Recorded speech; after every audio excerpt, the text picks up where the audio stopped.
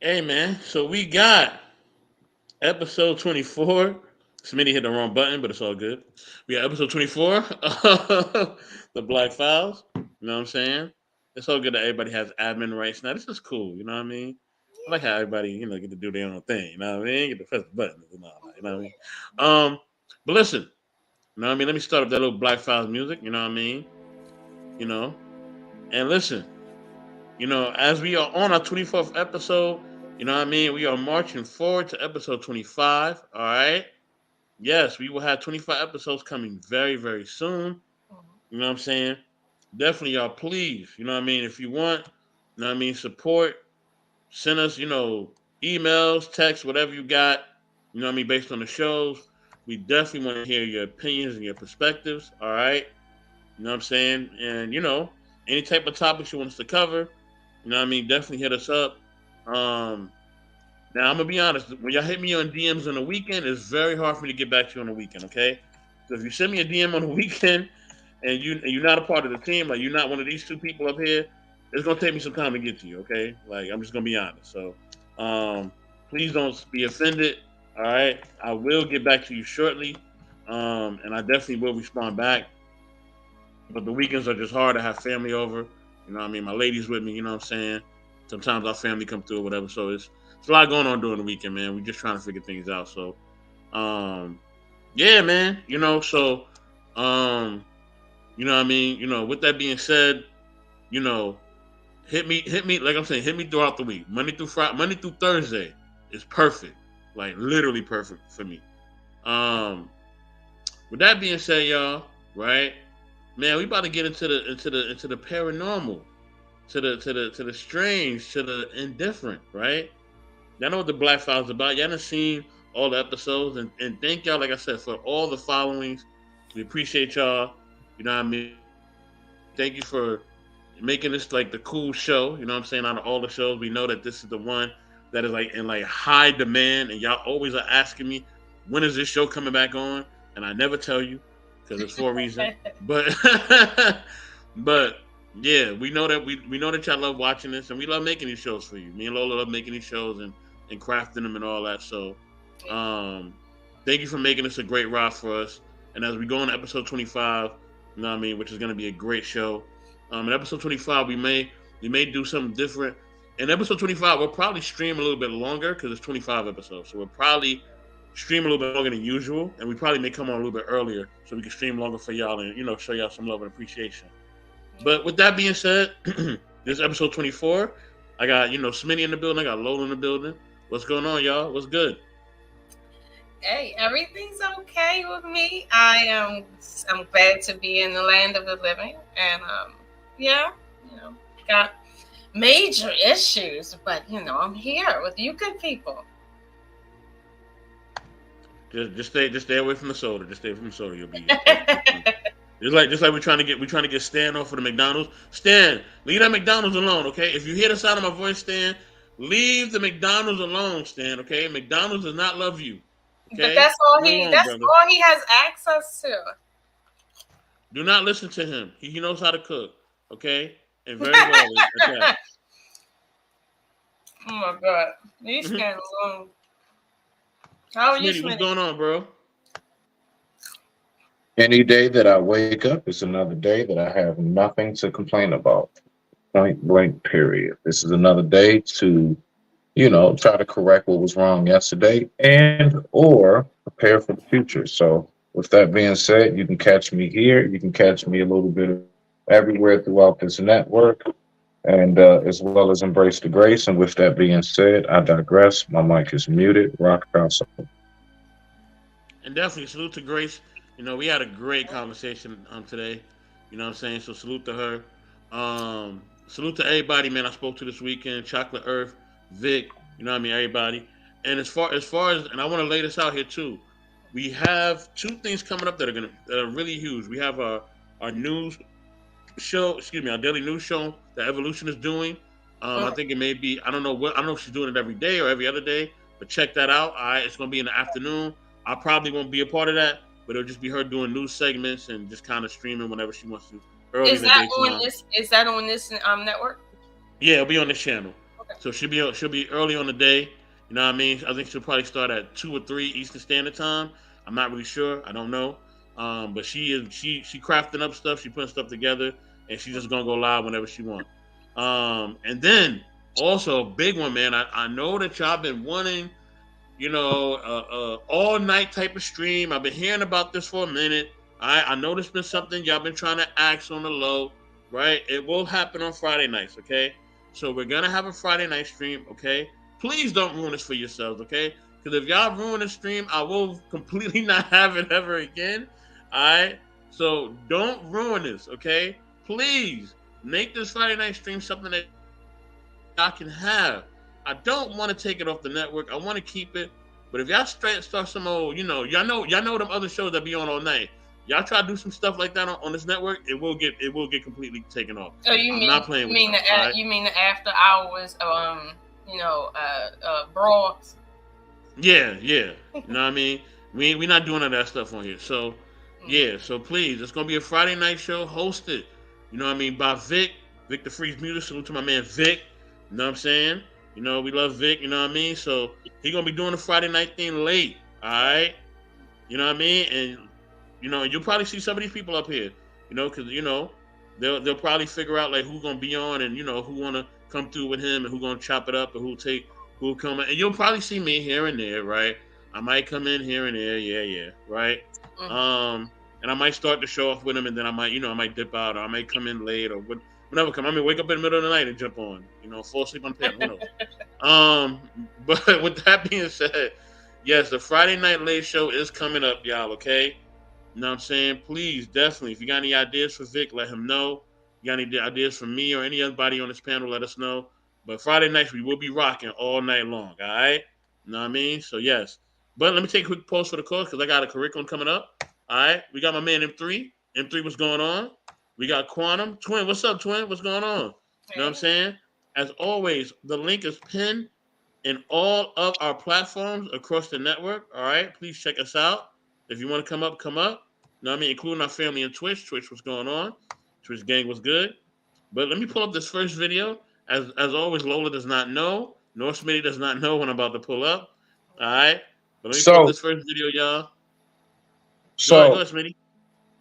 Real quick before we get going, I want to throw out a quick what is true about Smitty. And we'll get to the I will tell you what the answer is at the end of the show. So for everybody watching, and I'll repeat it one more time and maybe the middle segment right before you play this, okay? All right?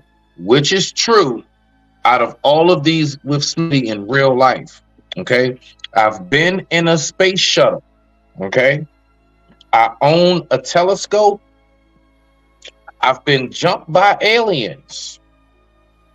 Or aliens live in the ocean. One more time. I've been in a space shuttle.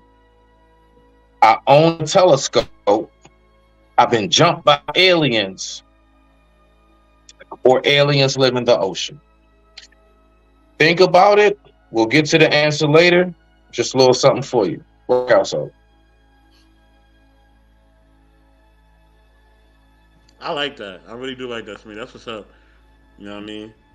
And, you know, M3 showing his love.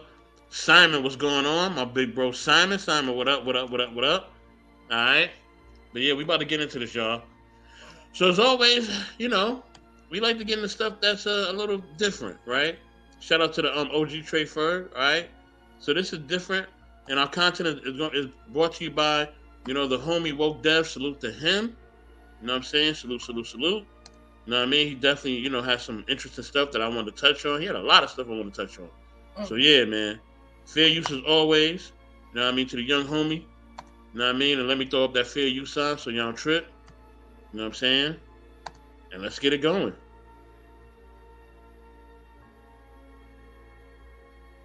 UFOs are being found in clouds, and here's why. There's a new movie that came out called Nope. It's a movie about a UFO that hides in the clouds. And in case you didn't know, the industry loves putting the truth on TV. This is why shows like The Simpsons exist. So what does this have to do with UFOs in real life? Now there's a new UFO sighting going viral. What is that? What the fuck is that? Like, that is the craziest shit I've ever seen in my life, bro. And it was found in the clouds, just like the movie. It's in the cloud.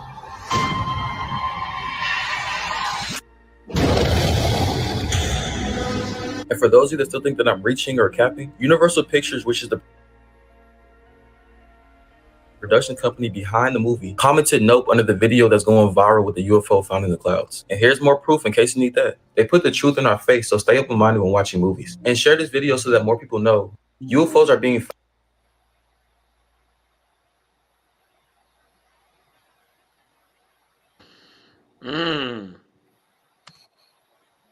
Loli, your space buddies are saying hello to you.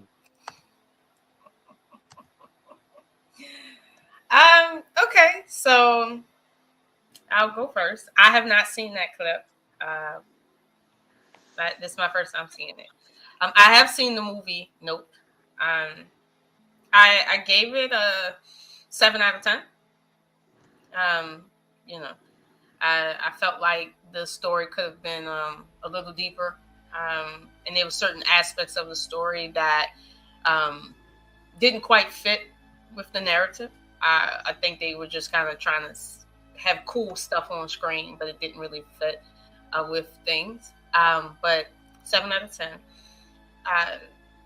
When it comes to what I think they're trying to describe, which is camouflage, or let's say stealth covering, I do believe that that technology is a thing somewhere in the universe. The question would be, if an alien civilization is in the clouds and they're, let's say, camouflaging themselves, right? What's the benefit of camouflaging yourself? Like, what is the benefit? I'll be honest with you. I've had other experiences that would put that to shame when it comes to camouflage. I do believe that there is better technology that even the government have right now that they've done reverse engineering on that would put that to shame. Like when it comes to camouflage, and I mean full camouflage, meaning there would be no clouds to sit and figure out that it's there through. Like I've seen some stuff that I'm like, yeah, no, that right there is totally fiction. Yeah, there's better stuff out there on the market. So I seen some a few years ago from China. They were developing basically light camouflage cloaks for their vehicles and for their soldiers, and it was quite impressive. But even that, the technology has moved well beyond that. So I think people are excited to see this because it might seem like, okay, well, yeah, like if aliens were hiding, what else would they hide, right? But in truth, like, trust me, we're well beyond what that movie portrayed. Well beyond, huh? Yeah. Smitty, what say you?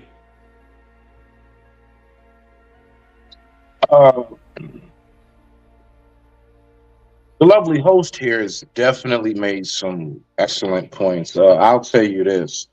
I myself, just on a basic level, I have seen the cloaks that they have that they throw over, bruh. That shit looks like a mirror.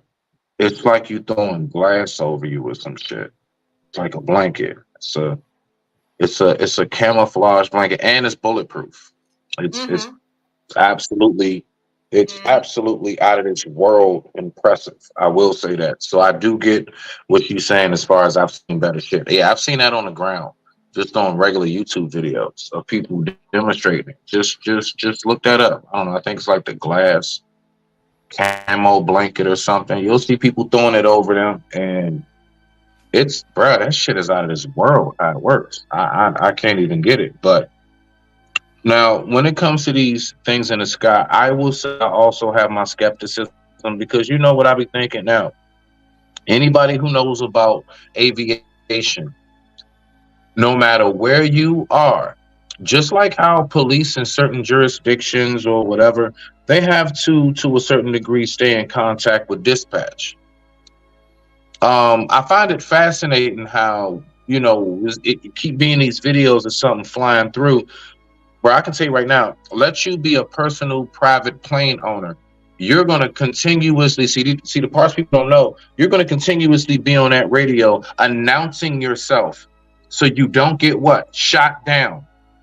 You can fly certain places, they gun you the F down. And I just find it fascinating. There's never no because I'm thinking to myself, I'm like, all right, I know how that works to a little bit. Never been in one of them, but I have relatives and stuff who's been in the aviation aspect of the military. Bro, you have to announce yourself everywhere you are in a plane. It's like every couple of miles, because you never know when you landed, because airspace is different than ground space. You can be in another jurisdiction in minutes like that. It's nothing. So you have to always make sure that folks know who you are, where you're going, your purpose, not just, blah, blah, blah, number 7619, and everything else. You announce yourself. There's never nothing shot. I have a strong feeling that, it's not right, because our government definitely would only ask once or twice. Nigga, you don't respond, so you telling me there are unidentified objects just flying in our airspace, unshot at? Then I think we need to question the military and how well we are being protected, if that's the case. So you telling me just silver tinfoil and shit or whatever it is can fly over us, some Star Wars shit. We know, okay, they communicate with whatever. Are some things stealth? Yes, stealth works, but I promise you, even down to the people who create stealth, they also have anti-stealth. Just like how we have snakes with venom. Yep, a lot of times, if you get bit, right, you anti-venom. So I'm just saying. So with that being said, I digress. My mic is muted. That's where my head at right now. I had the same question, Smitty, because if anybody is aware of just the protocol that the U.S. Coast Guard and Homeland Security is under, it's like there's too many radars in the skies, under the water, on land, in the ocean, in space. In space. On top of that if anything should come into it, you're gonna have something similar to the Cuban Missile Crisis, basically, if something should penetrate. Now, if something isn't penetrating their radar, but it's in our airspace, that's a bit more concerning. And we off the shoot first, act later. Right. I think they're gonna radio you once, and then they're gonna tell you we're radioing you again. And if we have to radio you a third time, after that, they're gonna kill you. That's it. You get 3. I think it's 2 chances, and then the third chance, if you don't respond, they're letting you know you're engaging in an act of war. So I'll be honest with you, at this point in time, I'm inclined to think that if whatever people think they're seeing is in our airspaces and our Homeland Security is not picking up on it, you're talking about a level of technology that is beyond what this planet understands at this point. Facts. Good shit. Nah, I'm with you on that. So, I mean, that's just been my main thing when it comes to this whole, I always keep, because look, this is what I'm saying.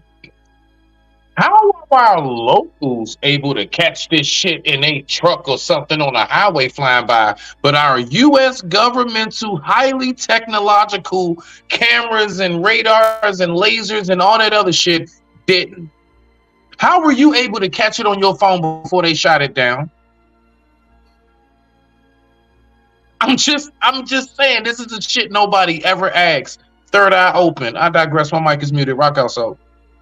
Well, I'll say this, Smitty, just to the point of how, right? I'm not saying that it can't happen. What I am saying is that for you to catch something real, like tangible on screen, that it's a very rare thing.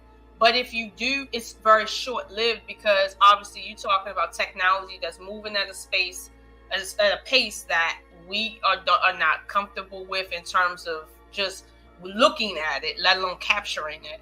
And then you're talking about it's doing things that we don't understand. Like if something just started to manifest out of thin air, you would have to blink your eyes so that your mind could try to understand what's happening, because that's outside of our purview in this side of the galaxy. So I think a lot of what people put on TikTok and online, like in the video, it can be people sensationalizing what they think is there. Like for instance, the last footage where they was looking up in the clouds and it looked like something, a ring. That's an actual cloud right there. That's not a thing. Clouds form that form, because I forgot what it's called, but that is an actual thing. So most people aren't used to seeing clouds in certain ways. So it can come off a different way. But I'll be honest with you, I'm not discrediting that something could camouflage itself in clouds. Like that could be the case. But until you have hard evidence that is the case, right now we have people saying, listen, ain't nothing camouflaging itself. There's some shit up there glowing, moving around at speeds we don't understand. It ain't camouflaging shit. So I mean, this is where we're at. So I get it. People want to stay vigilant, looking for the answers.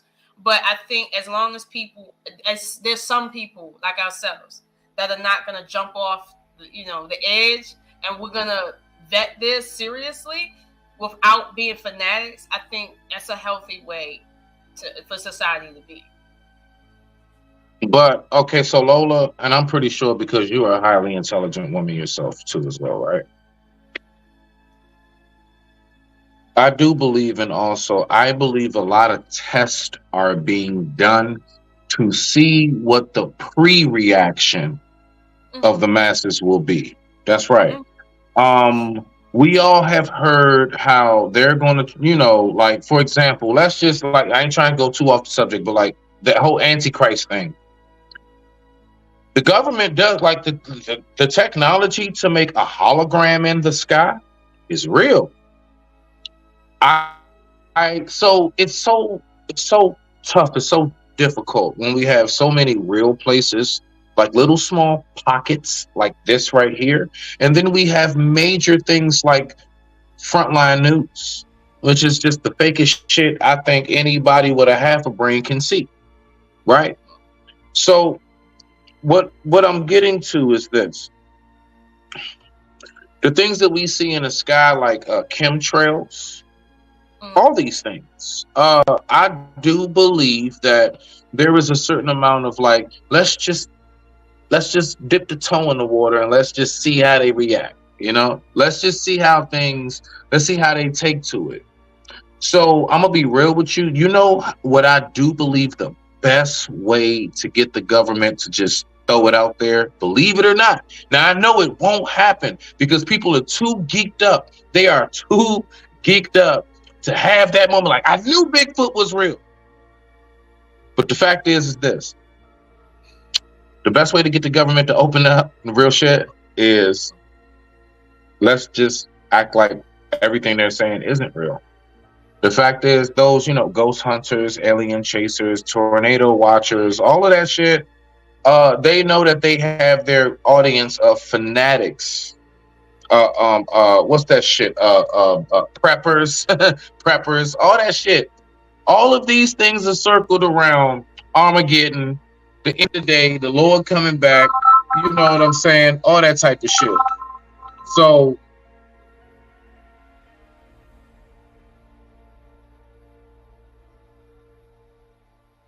You muted him. He's on a call. Oh, okay.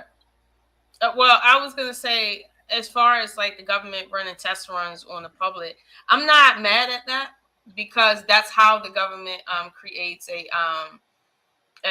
let's say what they call a coup plan. You see what I'm saying?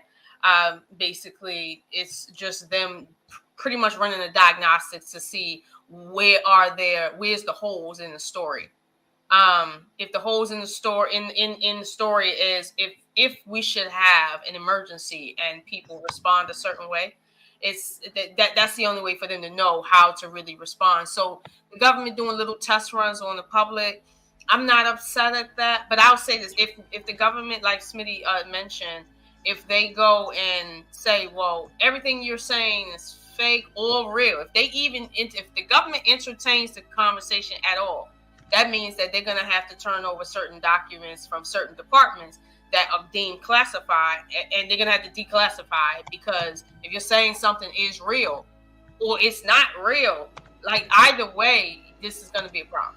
So that's why the government takes the neutral position and they kind of stay out of it, because they have their own interests to protect when it comes to public safety and global emergency management.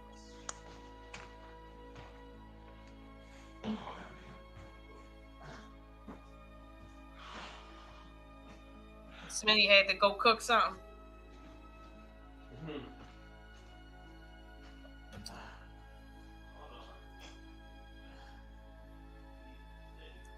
Smitty, where you go?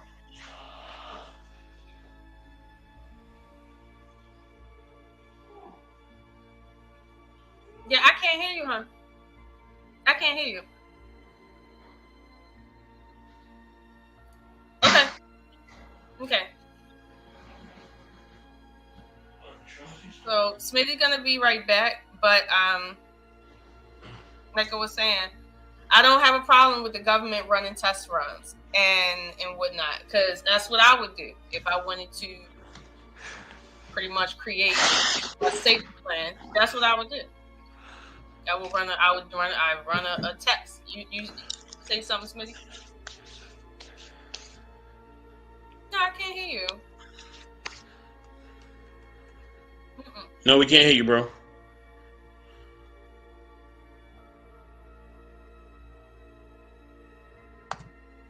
All right, he'll be back.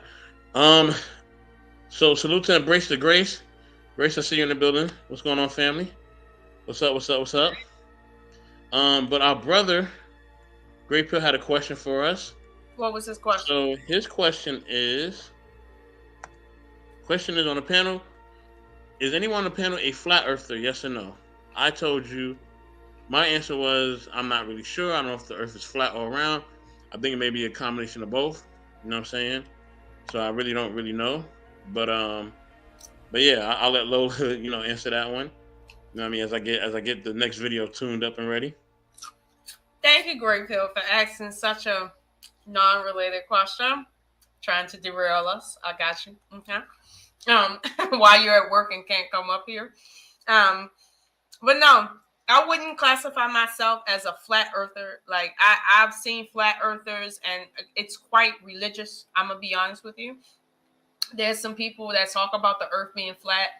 Like that's the best thing to understand since God was creating. And my thing is, what I don't understand what the big deal is. If someone believes that earth is flat and at the end of earth we're gonna fall off of it into space, okay, what's the excitement about? If you can prove that most planets are flat, like flat pieces of land floating in space or whatever the case may be, I don't know. Like at the end of the day, are you mad that the scientists are saying that everything is round and that the circle is the basis of creation? Like, are you upset about that? Because I mean, they're only going on the data, so I don't understand what this big deal about flat earth is. Like, even if earth was flat, what is the big deal about making it a religion? Like, I don't understand. I don't consider myself a flat earther. I do believe that there could be some truth about maybe some stuff that they talk about, but again, this is stuff that is not tested for me, so it's just stuff I hear that I respect, but I'm not a flat earther. No. Okay, Great Pill. Okay. If you are lost in the sauce, okay, I said I first said I don't consider myself a flat earther, but I went on to explain that the reason is because that's become quite religious, and I don't understand what the big excitement is about when it comes to flat earth. I just don't understand. Can y'all hear me? Yeah, I can hear you. There we go. All right, about that. Yeah, no, I had a phone call come in, and that shit interrupted. I think it disrupted my whole audio. But go ahead. No, I was answering Great Pill's question about if we're flat earthers, and I told him basically no. No. Me, Lola, you know, me and you had that talk with Sir Hector. Mhm. Yeah, no. The fact is that there are too many, like honestly, not even too many. There are like a good top 3 examples that just deads that. It deads it in the water. It's nothing to talk about. One, like I've said before, how planes use their trajectory. Lola, we talked about this before. They do not go in a straight line. You cannot get from here to Africa going straight. There are curves that are going to have to be made. That is an indication we are in a spherical, okay, not a flat plane. Second, how daylight, dawn to dusk proceeds. The fact is, if the earth was flat, it would just be like that. It would there would not be a gradual shift as we go from dawn to dusk to dawn and dawn to dusk. There would not be a gradual shift. It would just turn on like a light switch because it's flat. So it's just flipping. The earth is moving at what? 15, like I think about 1500 kilometers per second. Come on now. So if it was flat at that speed, bro, like days would not be no 24 hours. Damn, Lola. Can you hear me, Lola? I can't hear you now. I can't hear you, Lola. Yeah, Lola's on mute. She knows that. Yeah, she's on mute. Oh. My bad. No, my bad. I'm thinking my phone tripping again. My bad. Hey, look, I got some good weed tonight. We talking about alien shit. Stuff gonna pop up. My bad. I'm back. I'm not. Let me say this real quick, y'all. Go ahead, though. Let me No, it's not flat, Great Pill. It's not flat. Yeah, let me give a shout out to what to watch on YouTube. Let me give a shout out to Mav, what's going on. Let me give a shout out to Kalia. You know what I mean? Good to see you, Kalia. You know what I'm saying? Definitely. Thank you for showing us love. You know what I mean? Shout out to Grizz. Grizz, what's up, man? What's going on? You know what I mean? I digress. My mic is muted. I holler. Yeah, go ahead and keep building, y'all. We here. But I'm just saying, like, real talk. Like, so when you're talking about the earth being flat, bruh, I mean, I'm sorry. Like I said before, honestly, like your very eyes, considering you have, let's just say, basic 20/20, right? You're not somebody near farsighted. You can't, focus in. You can look up at the sky. You can see the curvature. You can see it. You can see how it rounds off. You can literally see we're inside of a bubble. We're inside of an aqua marble. This is what I call the aqua marble of space. Yeah, but you really couldn't see that until you get in an airplane and the altitude is like high because of a storm. Like if you ever had to go over a storm and you had to get up high, that's when you start seeing the curvature of the earth when you're That is true. And you that is true. Bend a little bit. Yeah, like. But what I'm talking about is we all know, like for example, like where I am, Lola, I'm pretty sure you're hip. I'm in an area that's like less city lights. So the view that I have, it's a little different. Okay, the view that I have is slightly different than other areas, and you know how it is. Like people who live like in the mountains. Their view of a night sky is going to be slightly different than somebody, that's more on a flat plane, the whole nine. So depending on where you are in the world, you can have a different view of the sky. Like perfect example to land it right here. Mav, I see you, big dog.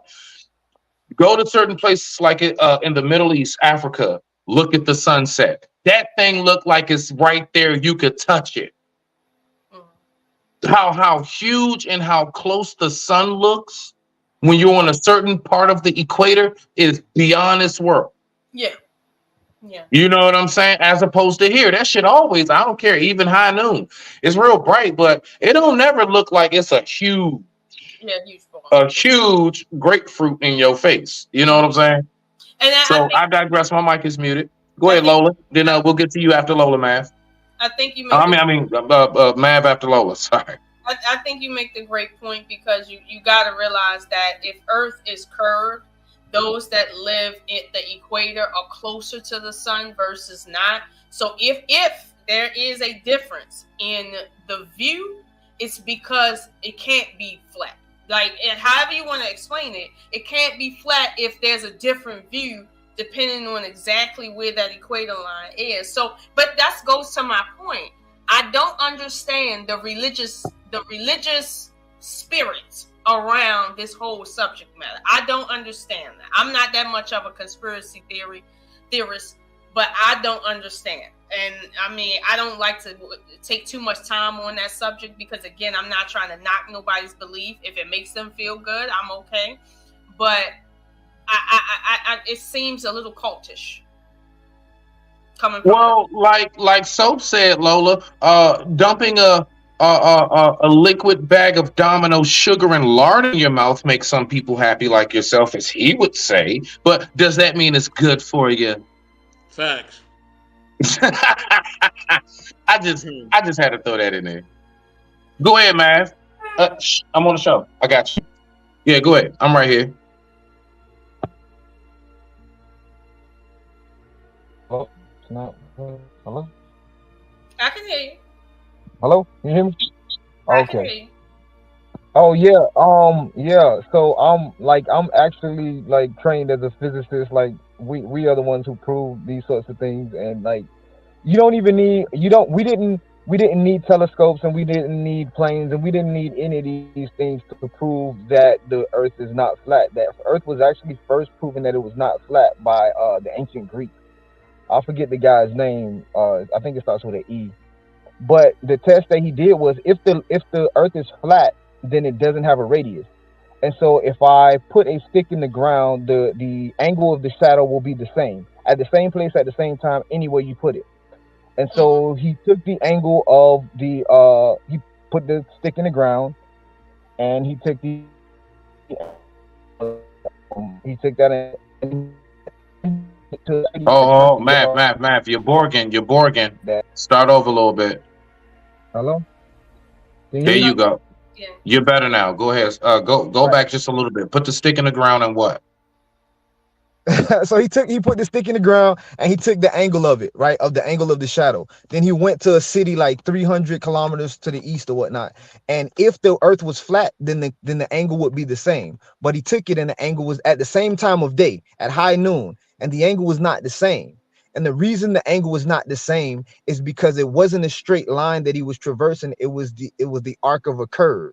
And we actually used that arc of the curve to calculate the radius of the Earth, and the radius of the Earth was calculated from that calculation to within 2 decimal places, and it is actually true. So it isn't conspiracy theory, it isn't magic but these, as you said, Lola, it is a highly religious group, and they come from trying to take a literal interpretation of the Bible, and they're parts of Revelations that talk about a hierarchy of heaven and earth being on the bottom. And so they see it as linearly straight up. Like, they believe that when you die, you go up above your head, and you go to the next level and the next level and the next level. And it's like, no, if you go up above your head, there's clouds, there's outer space, there's moons and stuff like that. Like, whatever people's religious beliefs are of where we go, there's still places and things that we don't understand. We don't understand what consciousness is. So we don't know where that thing goes. No scientist is going to sit up here and tell you where that goes. But as far as the shape of the planet, the shape of Earth, the shape of other planets, we know that. And that's been proven. Like, that's done. Yeah. I think if someone had their own telescope, you could probably see certain nights, you could use your own telescope to see different planets and to see Right. they look like. You don't actually need to rely on the media or the government to show Right. you something. And I understand what they're saying. They're saying that they don't trust the government to tell them whatever the case is. Okay, fine. Go get your own telescope. Go Right, look out right. there and then see it for yourself.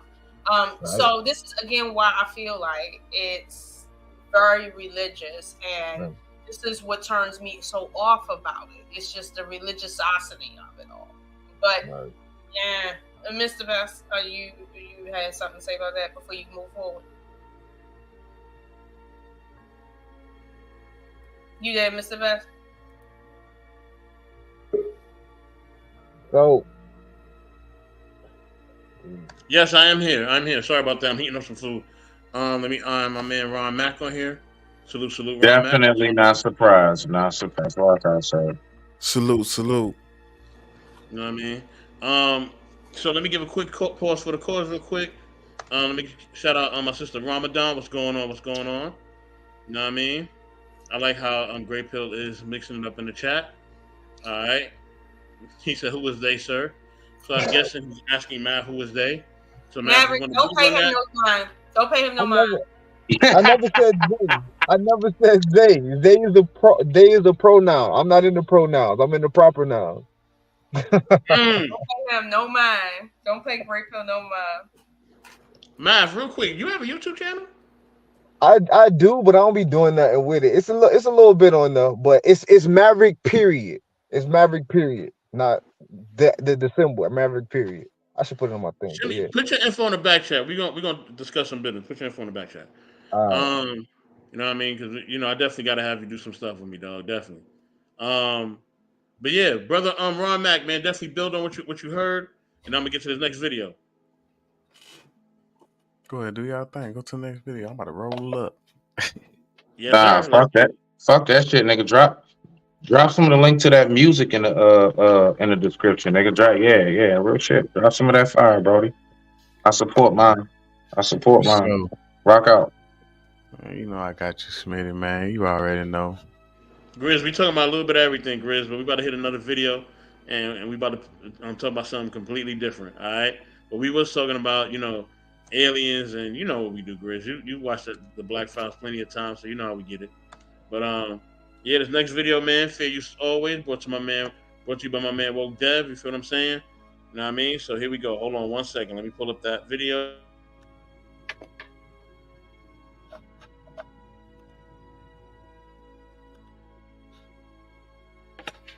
I'm about to tell you right now, brother. I got you right now. Proof that life is a big manifestation. If you look around your room, you'll realize that everything in it was an idea that became reality. This also applies to every creation in society, including entire cities. And all these ideas together create the world that we know today. But how is this even possible? The reason you're able to manifest an entire reality is because you're an expansion of the universe. And since the universe is constantly expanding, your mind is always creating something. Things like thoughts and imagination that eventually turn into reality. Once you understand the power you have, you can then consciously create everything that you want, because you already created everything you have up to this point without even realizing it. Our intention is everything. Nothing happens on this planet without it. Not one single thing has ever been accomplished without intention. So be careful what you think about, because this is proof that life is a big manifestation. If you look around your room, it's hilarious. Hilarious. Go ahead and build, family. All right, so look, right. That's what I'm gonna say on it briefly. When you talking about like manifesting things, a whole nine, and the universe expanding. Look, let me say this first and foremost. People, please be wary of the niggas who make shit try to sound too damn deep. Thank you, Smitty. Please be wary of these niggas who, like, they just gotta use astronomical. These niggas sound like a Wu-Tang and poet night. They sound like Wu-Tang and open poetry night. And it's to explain some simple ass shit, like, nigga, duh. Get your ass, duh. How the fuck else do you think you're gonna be able to buy a car, a poster, a house, a TV? Because you gotta goddamn go out there and go get this shit, stupid. That's called working your ass off and hustling and grinding. Maybe people make, we can manifest things in our life like it's I didn't even think about that until I thought about it, and it's there because I had went in with intention. Like, This nigga crazy as fuck. But we feel it though. We love all of it though, for real. We I understand. mean, But you it's know, easy. look, But hold on, let me say this. Hold niggas on. gotta throw But that hold on, season Smitty. on it. You know, we Hold on. got season. We got sprinkle our shit. Hold on, Smitty. Hold on. Okay, but this is the point, right? I'm glad you said that. It's easier for us. It's easy for us because we the original consciousness. You know what I mean? We the original God. We the original state of human or just life existence. Period. Right. So this is easy for us.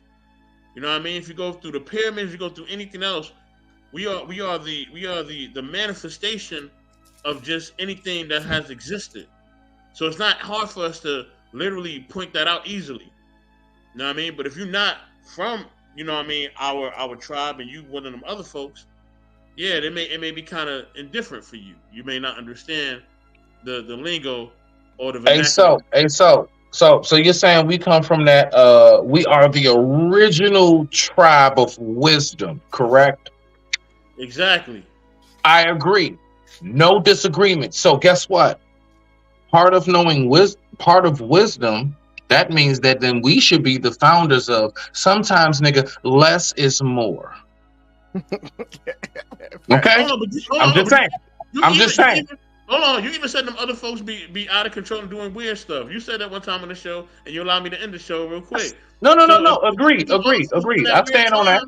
Agreed. Then we got exposed truth to life, right? If they're on that weird time, right? They're not. Listen, all me and Mac basically saying on that real quick is like, bruh, the way he was explaining, like, look, I'm not gonna lie, because listen, you know, also a part of wisdom is knowing how to also meet people where they are. Mm-hmm. You need to know if you're talking to a mass audience, bro, everybody's not on that astronomical level with you, nigga. You ever heard the old saying, tell it to me like I'm in the 4th grade or I'm 4 years old, something like that? You know what I'm saying? Like, bro, just give it to me in a nutshell. Break it down simple. And there's nothing wrong with that. That takes nothing away from your level of intellect just because you wasn't using astronomical, logical, spaceological, and all this other shit. Just because you weren't using all these huge fucking phenomenal words that have to be 8 and over, it's okay to say and it is, was, that, and some. That's okay. As long as the message is getting through. And the greatest part of wisdom is knowing your audience, knowing how to read the room, and knowing how to deliver the message. You need to know when to turn that shit up, and you might have to be on some gangster shit just to get your message across. You're going to be in a whole different group, and you may have to go ahead and sophisticate that bitch up. You may have to go ahead and put that tie on real quick, son, and you may have to go ahead and watch your tongue. Can't use no shit, damn bitch, no, none of that to get your message across. Oh yeah. So I'm just going to say it on that aspect. So I get you. I'm not saying nothing you saying wrong, also, bro. People can also do it till they'll explain something so deep that it'll question reality for other people, and that's the wrong way to do any fucking thing because you're explaining it. But hold on, doesn't that need to happen sometime, brother Ron? Don't it need to happen sometime? Sometimes. Yes, it does happen. It does happen, but people who are taught in different wisdom schools, and I'm talking about your priesthoods, they're taught that your job is not to strip someone unbeknowing of their reality because you have a wisdom beyond theirs. That is actually forbidden in most occult circles. You gotta meet people where they at because what you know can cause somebody to question reality and then feel the need to question whether or not they want to delete themselves or someone else. If they're real or fake, they be like, "Am I real?" Right. Like that can happen. Or stay in the cult. Right. Oh, yeah. Well, you're trying to see on some Lola, you're trying to see on some Inception type stuff, huh? I wouldn't say that. I would just You're Mr. Best in the world. You're beyond exception, sir. No, wait. It's levels to this. I wouldn't say Inception, not exception. Okay? Not exception, but Inception. No, I wouldn't even say Inception. I think it's like Smitty is asserting. It's very simple that people will learn at their own pace. You can't make someone, as they say, you can't make a horse drink water. You can only bring them to the river and they'll drink when they want to. That's how it is. So, but if you try to force a horse to drink, you're probably gonna kill it. That's what you're probably gonna do. So, I mean, at the end of the day, it's no real need to bring people to your level. and honestly, right, every one of us, the level we are at right Right. now, we worked hard alone to get here. Nobody gave us the quick version of what we all had to go through step by step and learning. Wisdom is not knowledge. Wisdom is experience. It's gained what by I'm saying. experience. That's what I'm saying. We had to go through it. So if you try to, let's say, elevate the next person without them going through all the steps that you took to get there, to a degree, They're you going- are robbing them of their learning lesson, which obviously isn't good. So that's why I don't try too hard with that. Like, not with that. Let me correct what I said too, because I don't want that to be on the world forever. I said knowledge. I said wisdom is not knowledge, it's experience. But what I meant to say was knowledge and wisdom is together with experience. That's what wisdom is. Knowledge and experience together. Well, I'll say this. You can, okay, I always understood the word knowledge Wait. to be broken down between knowledge means to know a thing. To know, yeah. You can't know a thing from somebody telling you about it. You have to know it through experience of it. And wisdom is not about anything physical. It's about knowing when to use a thing, knowing when not to use a thing, knowing the thing and its purpose. So, what it does, yeah. Yeah, so it's like it's a slight difference there, but yeah, they do go hand in hand. But Right. I would agree with your first statement, even in terms of just it's You two niggas just did exactly what we're talking about. You took something very simple and you made it difficult. Why did you niggas just do that? Wait a minute. It's simple. You know what it is, Smitty? Wisdom and knowledge. Okay. You know what it is, Knowledge is the education. Knowledge is the know-how. You know, like me, I know exactly how to build a treehouse. The wisdom is applying the knowledge. Simple. Yeah, simple. Wisdom is applying what you know. A fool is not the one who doesn't know anything. A fool is the one who knows in abundance and chooses not to utilize what it is that you have. But, Yeah. but I Smitty, digress. My mic is muted. but Smitty, you know, some people would say they know something, right, because they've been told about it and they feel that they know it. And the truth is, you don't know a thing unless you have experienced it in the flesh, meaning in the 3D. So that's why I'm saying you have to kind of break those words apart so people can understand and then put it back together. You don't know the stove is hot. You don't know the stove is hot until you touch. Real quick, I'm gonna let you get in there, Ron. So I don't lose my thought. Lola, if I've been on dates and if I recognize, you know what? Here we go. Women with these, no, real shit. I'm just gonna say it. When she has her nails this length and they got all kinds of little fake ass jewel shard diamonds and shit on it, when she demands that we go here on the first date, the edges, okay, all right. I'm just saying. So if I go through all of these things now, if I notice, you know what? This is the 5th time.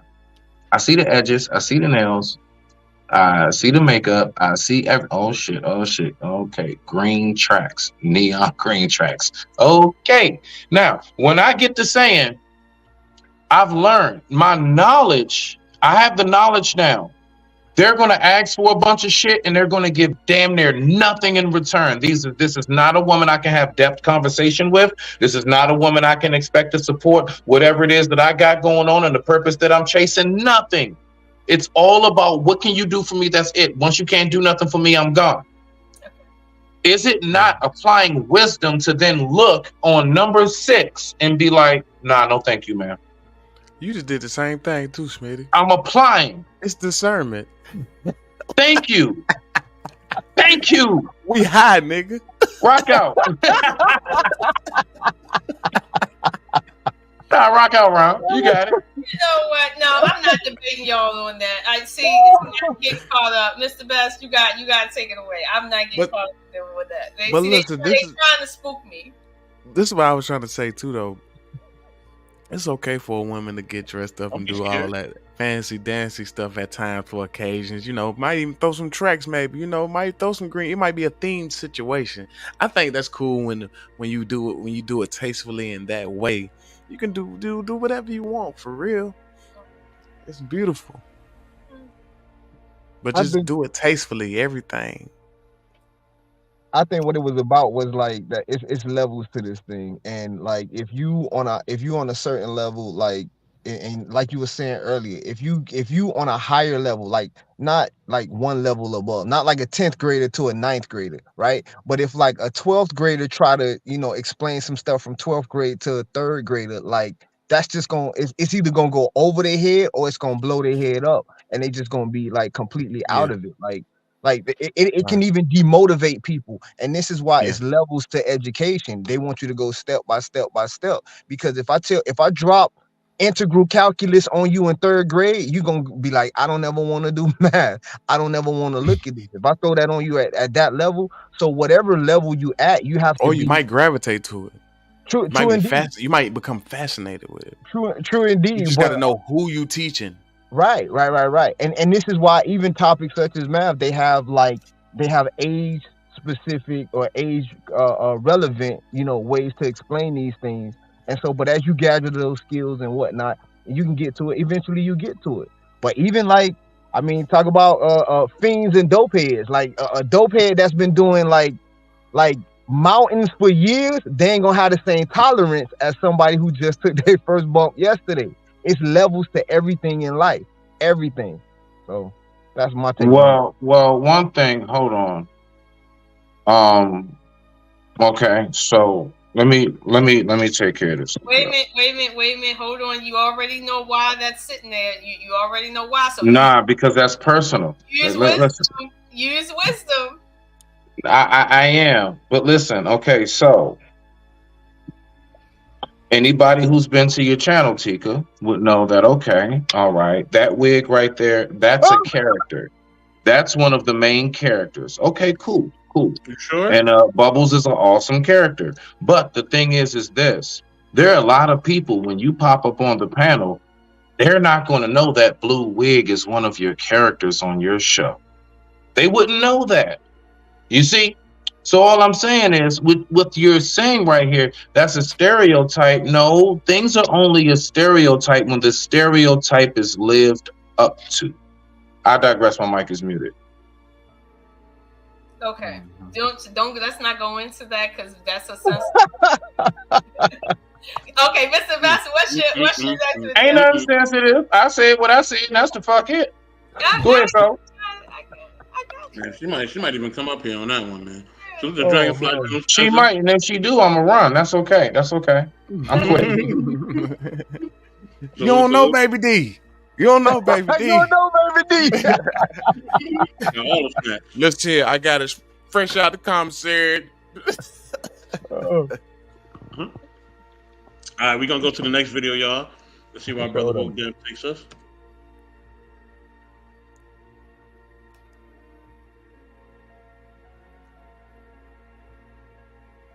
Where the video at? Oh, I must ain't manifested that motherfucker. Yeah, no, you have to pray over sage and birthstones. What's the birthstone? Movie Hunger Games represents our society in real life, and here's how. This movie starts off in a poor and dictated city called District 12. And in this society, everybody's being monitored and controlled. Clear the square! You're all under curfew! Anyone out after dark will be shot on sight! But when Got me fucked up.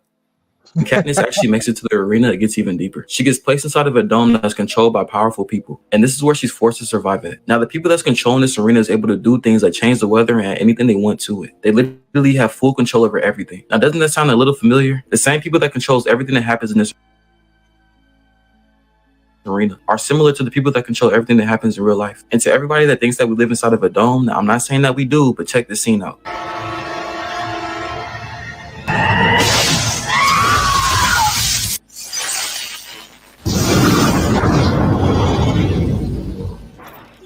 There was also a scene That's why we shouldn't take movies. in this movie where she found out she can break it. And who knows, that could have been some type of symbolism to the truth. So you might want to rewatch this because the movie Hunger Games That boy need to start watching movies.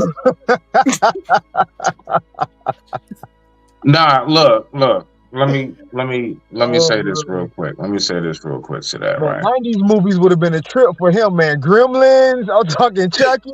That boy wouldn't have been able to sleep. Nah, bump that. He wouldn't have made it past Goonies. But let's just right here. This is where we are with it, right? You know, Guys, Chucky the doll might be real. He might actually be real. This is where I'm at with it. Like, all right, so I'm not gonna lie, Ron. I ain't gonna lie, dog. Like, I am one of those. I tremendously do believe there is a lot of real shit that's shown to us in movies, dog. Yeah, for sure. And you know what they do? You know what they do? Like, for example, how we started off alien-wise. Let's take Men in Black. Perfect example, I believe. Oh. All that shit of them, I want you to think about how it's set up. Him and the white dude, I forgot his name. Y'all know the original white dude. They go down underground, way down underground, miles and shit. And the walls is basically built out of just like the earth that they're down there in type shit. And all of this highly technological lab, that shit really exists. Not exactly Men in Black, but that shit really does exist.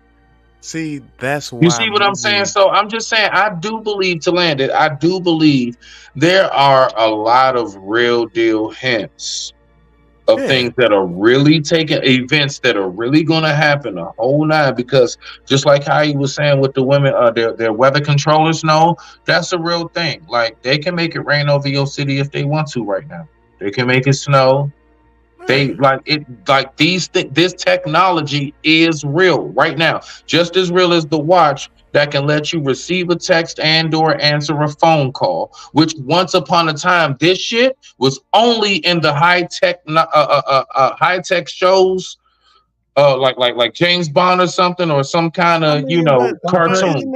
Isn't it's in our face now. Think about it. Isn't it a good thing though, Smitty? You gotta think about it. Like some of it, no. Some of it. I'm just saying, as far as I don't think he's off on what he's saying. He's not that far off. Movies show us a lot of real shit on the low. Yeah, but we look at shit too deep sometimes. You remember when when they first came out with touchscreen cell phones? Everybody was like, "Oh shit, I ain't give me no touchscreen cell phone. Hell no, I like my buttons on my BlackBerry." My BlackBerry, I like my flip phone. Hey, yo, I was one of those. I like my button. We all was. I bet you, I couldn't pay you to use a motherfucking phone with a goddamn button on it right now. Right, yeah, you right about that. So we look at technology. We look at it fucked up. Hashtag no more pay phones. Right. It's just we gotta stop getting so. Listen, when you get up in age, the older you get, the more you start thinking deeper about life, because you know what I mean. You start seeing things in a different way, right? Yeah. But then we look at new technology and new things that's happening. And we look at it like, oh hell no, these motherfuckers crazy, because that's what they did when we was coming in the game. They like, let me get my tax right out the box real quick. Think about it, man. Bro. Let's go back. The civil rights days. It was some old Negroes that was like, y'all boys crazy out here doing this civil rights stuff, talking to them folks like that. What is wrong with you? Well, okay, let me say this, right? And just to kind of calm or quell some fear. Controlling the weather allows us a certain freedom as a species on this planet, meaning this. There was a time in history where we didn't control anything like that, and there were famines for years. And people got sick and died in the thousands, okay? So being able to control the weather means if there should ever be a circumstance where the weather isn't weathering, we have some level of control over our destiny in terms of our crops, in terms of just a lot of things. If, let's say, there's a superstorm that decides to rail up from the oceans and starts to create snow, like deep as buildings out here, we have the ability to stop the storm in its tracks because we have the technology to do so. No, Lola. No, Lola. But hold on, but wait a minute. So go ahead. My thing is, being able to control the weather has been understood from a negative standpoint versus a standpoint of having the ability to control something that we actually probably should control, given how sensitive space itself is. It's a very violent place. We're overdue for a world catastrophe. Overdue.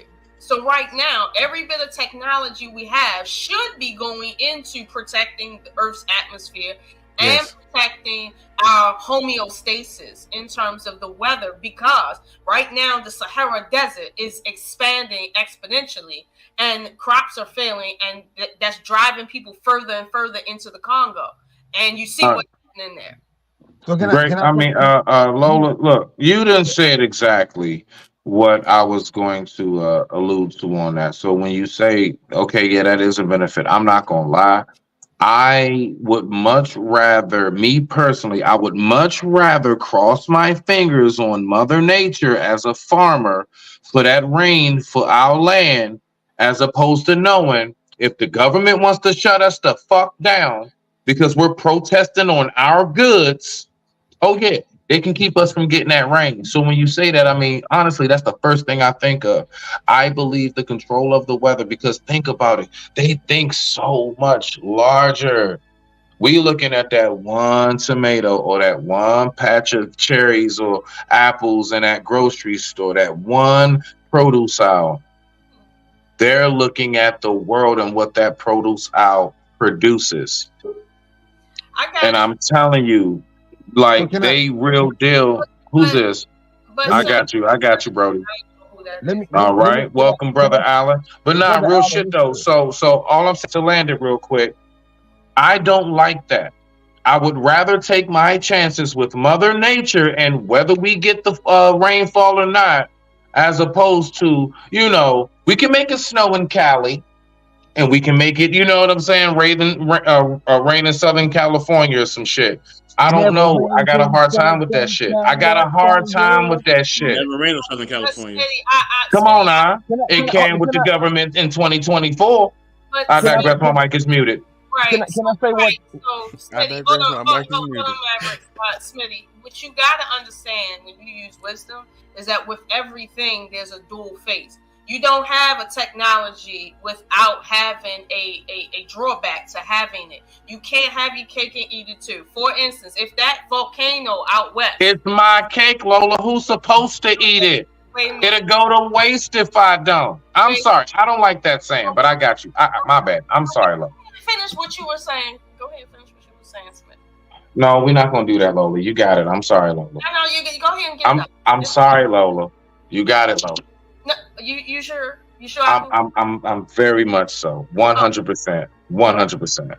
Okay. Hey, but you know what I think?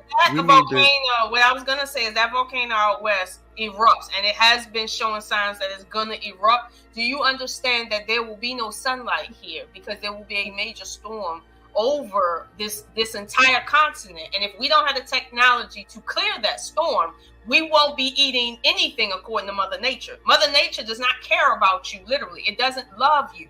So my thing is, you can't have the government protecting you in one instance and then telling the government, I don't want you to protect me at the same time because you want your freedom. Freedom isn't free. If you want protection, there's going to be a level of non-freedom that come with that. And you have to use your wisdom when you say, hey, I want to expand because I have the knowledge to do so. That means you got to leave something behind. So we can't be crying and complaining at the same time about stuff. We can't do that. Like, you just can't. But go ahead, Mavericks. So what I wanted to say was I wanted to talk about what is and actually is not possible. Right? What is we don't control storms. We don't have the power to do that. If we had the power to do that, George Bush would not have to have lived through being blamed with what happened in Katrina. So we don't have the power to control storms in that way. What we do have the power to do is make it rain. We do have the power to make it rain. As a matter of fact, in Dubai, in the club, you motherfucking right in that club, nigga. And as a matter of fact, one of in Dubai and the United Arab Emirates, they actually fund what's called cloud seeding. It's where they seed the clouds, and this is how they get things like almonds and dates, which actually require large amounts of water. The reason we don't do that is because it's counterproductive. And as Lola pointed out, with every technology, there's a benefit and there's a drawback, because these cloud seeding planes, what they end up doing is they end up drawing more moisture out of localized places, and so they actually create more droughts than they actually solve. And so it actually is a net negative. So we can't, and this is why I mean, as tough as it is, like I do tend towards what Smitty is talking about. We can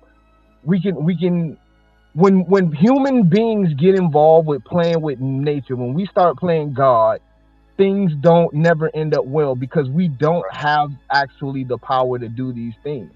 We just don't. We have the power to mitigate certain things. We have the power to, again, as I said, solve certain kind of issues, but our solutions end up causing more problems than they solve.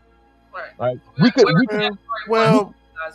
Well, it's just like life, y'all. This is the level, this is the stage that we are in. We don't know what the future will bring. They might create so much, they might dig up so much of the earth and put it in different places and figure out how to actually use the planet for real. They might figure out how to do it when the planet won't have any pimples, which is a volcano or too much of this oil. It's like your skin. The earth, period. We can figure out how to make it beautiful by taking care of it, by using things from it, because everything comes from the earth. But Ron Mac, that would mean we would be a Category 1 civilization. We're not a Category 1 civilization. How do we know? Okay, there's 4 categories of civilization that science has broken life into. Category 1 is a civilization that can utilize its planet to sustain itself. A Category 2 is a civilization that can utilize its own sun and planet to sustain itself. A Category 3 is a civilization that is utilizing its entire galaxy for whatever it needs for. That's a Category 3. We're not a Category 1 right now. Yeah, we still babies. True that. We just gotta admit that's what it is. But we working on it. We got a lot of people working on it. That's what we doing right now. We working on it right now. It's gonna take it's gonna take forever. It's gonna be past us, but it's gonna work. It's gonna happen. It's Brother gonna happen. Allen, is there anything that you wanted to share, bro? Since you're up here. Yeah, most definitely. Can y'all hear me? Yes, sir. Yes, I'm on the side of natural selection. And we had all these things in the past is because we couldn't control them. And low key, we really didn't try as a civilization to try to do all this super control like we have now. The thing about natural selection and the volcanoes that popped off in the past, or the earthquakes and things like that, it regulated the planet as well as the people. So we're all sitting here now because our ancestors were survivors, true survivors. We wouldn't be here because there was all those millions upon billions of people that have died throughout the history of these tragedies and what was that over in Italy, Pompeii, and all these tragedies that has happened throughout the centuries. And you're still sitting in that seat. You're sitting in that seat on the mic. I'm on the mic right here. Yeah. He's in the car. How you think we here? Because our ancestors survived. We were the select ones to stay on this planet. Our blood is selected to stay here. We figured it out, just like we doing right now. So, I mean, you know what I'm saying? I'm just saying, like, natural selection helped got rid of certain things throughout the history. And we're trying to take natural selection out of its own hands. It's like, well, we're powerful enough now. Let's try to control natural selection. And it's right. When we need to move like the ants, it's good to dig under the ground and live under the ground too, right? And protect the planet, because there might be a time where we just have to. That's just smart. It was a time when we had to, thousands of years ago. Why do you think they're finding all these caves with tunnels that's thousands upon thousands of feet underground? Rooms so big they're like stadiums underground. Mm-hmm. It's, you know. Mr. Taylor, I think that you make a good selection and you make a good point that natural selection should always be allowed to thrive because that is the way of nature, correct? However, there's levels to this, as Smitty articulated earlier.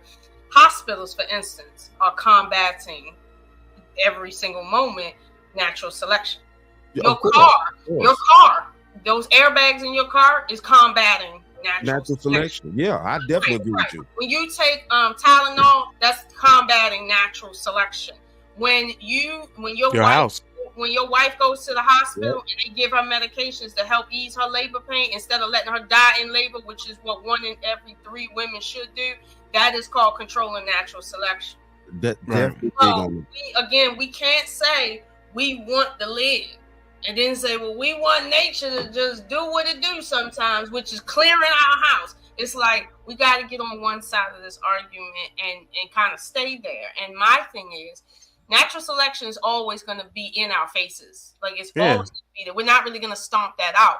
However, we are a natural species that's trying to thrive on this planet. And the only way we can thrive on this planet is to do so by artificial means. That is the only way for us to thrive on this planet. And I definitely agree with you on that. You know, and we create not even just that. Real quick, I don't necessarily disagree with you at the same time, but I just was like, you know, with natural selection, things are normally, you know, more workable that way. But I definitely agree with you. Yes, we want to do what we want to do on this planet, and of course, the majority of us do want to survive and thrive, and you know, keep passing on legacies and stuff. So it's a complicated situation that we're in. Listen though, let me ask you this, Brother Allen. Now, this is where the whole natural selection part, I believe, gets really tricky. Mm-hmm. You believe in the word, right, my brother? Yes, of course. As do I. I do not claim Christianity, but I do believe that word. Now, you remember the story of King David, and you remember the story of what was his name right before him that ruled right before David? Saul. Why did Saul fail? Because what we call natural selection, he was told to eradicate everything down to the cattle and children. That's definitely true. And he didn't do it. And there was grave punishment because he did not follow the order, or said order of what we would call natural selection. I digress. My mic is muted. Rock out. You know what? That's a can of worms right there. So don't get me on that conversation, okay? Don't play Smitty on mine. He up here trying to like Marvin Gaye with his little hair. I'm just saying. No. Actually, sir, I'm the turban guy at your gas station, and you need to hurry up and buy. That's what you need to do. While calling people's on. That's what you need to do. Oh no! If that law get passed, they gonna be able to shoot you. I'm just saying, when you talk about natural selection and you talk about people who wrote in their book that at some point in their past, their deity told them to go and kill everybody. Meanwhile, we don't have no proof that this small group of people took over anything, let alone these kings existed. And we're going to call that natural selection? Like, if that's the case, then God told a lot of people to do a lot. That dude in Waco, Texas, God told him to do some stuff. Is that natural selection? So I'm just saying that, let's be clear, natural selection happens as natural things occur. Like, it just is. The strongest survive, right? I was mainly. However, warfare is really, I could argue warfare is unnatural to human beings, and it's an artificial thing we've kind of created for ourselves. So let me ask y'all this. Let me ask y'all this, and Lola, I want you first. Self-deletion, is that a part of natural selection? Self-deletion is not a part of natural selection. And the reason why it's not a part of natural selection is because it's not natural. It's not natural for any living organism to kill itself. It's only natural for life to try to continue to live and or procreate so that it lives through its procreation. That's the natural order of things. So for something to kill itself while it is healthy, that is not a natural anything. I can see that. It's kind of hard to take yourself out. Like, low key, it's kind of hard. That's Brother Ron. something that Mm-hmm. you just could naturally just do like that. Like I can't imagine me trying to take myself out like that. What'd you say, Jamaica? No. I was letting Alan finish up. No, I was just saying because I was going down the line. I wanted Lola to go first, but what you got? Self-deletion, is that part of natural selection? Mm-mm. Hey, anything is whatever the fuck. That nigga high as shit. Alan, go ahead and continue. I love you, Sir Ryan. I love you, bro. This nigga is smacked out his mind. In there. The fuck? I don't know what the fuck that was. Hey, Snoop Dogg. Go ahead, so. Snoop Dogg. They used to call it puff puff pass. You're supposed to smoke with somebody so you don't get so high. You ain't supposed to smoke alone unless you smoke with a joint. But this is the place to be at, though. We are in space right now, okay? All right, we are in Sector 9, okay? So that's okay. You're in the right place to be at, sir. Float the fuck along. That's right. Play with your peas and shit as you know what I'm saying, watch floats of water and shit that you never seen before. We're going to do that. I'm just eating, I'm feasting on cloud 9. My soul eating, I'm feasting on cloud 9. My mind thinking, I'm singing on cloud 9. You want to meet me, then see me on cloud 9. Where everything's fine. Yeah, we drinking grapes, we got bread, we got wine. Feeling this amazing should probably be a crime. Sitting back, patiently waiting my time. Subscribe to my man's music. Subscribe to my man. Subscribe. You already know what it is. Appreciate it, man. Appreciate it. I put a video in the back channel too. You already know. Hey, we got hey, so drop that. I don't know how to do that shit. I'm still learning, nigga. I know how to drop you niggas though. I can drop a motherfucker, you get disrespected. I know how to do that shit. But look, right, what you got, Alan? What you got? With that right there, yeah, that's like the sister said, man, that's definitely hard if you actually sane and consciousness, things like that. That's definitely hard to do. That's man, wow. Self-deletion is something, of course, that is not natural, but there are exceptions to the rule, obviously, because we have heard stories while we've been living on this planet that people have actually done this. There, of course, if you talk to the Japanese culture, the Japanese culture does have a culture of with their samurais, if they are dishonest, disloyal, or they prove themselves not to be worthy warriors. I'm sorry, Alan, bullshit. And look, the only do off themselves. The only loophole in self-deletion, I believe, in getting to the kingdom, if you want to say, is a terminal illness, bro. Like it's over, like some kind of like extreme fatal wound. Like, bro, you was in the war and you're crawling as a torso with intestines dragging on the ground. Yes, I'm gonna ask you to put that one in my dome, bro. Yes. See though, what you that's just it. said, though. Think about what you just said. You said you're gonna ask somebody to do that for you. That's not self-deletion. Self-deletion is when you actually take it upon yourself to do it yourself. Wait. Have you ever heard of deletion by cop? How does that operate? How does that? Yeah, suicide by cop. Have you ever heard of that term? How does that work? How does that work? Of course. What takes place? But the thing of it is, from my understanding of the self-deletion that we're talking about, we're talking actual genuine self-deletion. You're doing it yourself. Nobody else is involved. Like them Buddhist people that set themselves on fire in public places in the name of something. That's self-deletion. Of course it is. They set themselves on fire. So, but it just is what it is. It's kind of hard to do unless you have to have a certain type of mind frame or brainwashing in order to do something like that. Like in all sense of the word meaning, like it's just hard to do. Because like you said, yeah, our job is to procreate and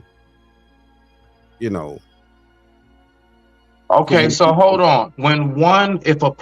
So those who procreate outside of their race and culture, are they going against natural selection? Hell no, we still procreating. Well, I'll say this. I think we are. On one level, no, because you're procreating, right? But on another level, you are going against natural selection. For instance, when different bird species, right, when they mate amongst each other, they're procreating because nature wants to be diverse. But nature doesn't want to be diverse to the point where it's maladaptive, and now it can't continue itself. Like a liger. We all know ligers. So when I get you on the liger. So when two species get together to create another third species that is not quite adept to any particular space, this becomes maladaptive in the natural order of things. Because I'm just going to be honest with you, when you got genetics that don't match in the same physical being, obviously you got problems. Like, and I don't want to go down the problems of humans versus and all of that, but you have problems. Infertility is one big problem just across the spectrum. Yeah. Like it's just a thing. But I'm not saying that being procreative is not a part of nature. It is. However, nature wants to preserve itself by nature.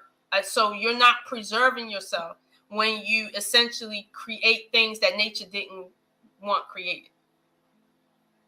Okay, Lola, the reason why I can get with you on that, my dear, is because you know one thing I'm actually kind of against. Believe it or not, I know this is going to sound real effed up. We know that the earth has survived long before humans came along, and there have been, would we not agree, there have been many extinctions throughout the progression of, you know, the planet. Extinction. I mean, existence on Earth. Boom. Okay. Right. I don't necessarily agree. Wait. Park the car. Don't move forward. Park. I'm making you park for a reason. Trust me. All right. I'm glad you said that. Y'all always lead me into my next question and into my next video. Thank y'all so much. Y'all don't even know y'all be walking into a trap and you walk right into it. Open it up, but I want to say it before you go there because I just want to get it off. Go ahead. No. But hold on. Let me pull up this video before you even say anything. Let me pull up the video because what you just said coincides with the video. Post the video, yeah. All right. So fair use, everybody. I'm glad Smitty has led us into unknowingly. He's walked into a trap. You know what I mean? Okay. Wow. Unknowingly. That's what you call a segue. That's what you call a segue. It's a trap. Now, let's get to the next video. Fair use. You know what it is. Oh, shit. Movie Doctor Strange exposed the truth about reality, and here's how. Doctor Strange started off as a regular person that only believed what society has been taught. Fairy tales about chakras or energy or the power of belief. There is no such thing as spirit. We are made of matter, nothing more. And this relates to most of our society. Because most people feel the same way Doctor Strange did. He had to literally get pushed out of his body until he finally realized it was true.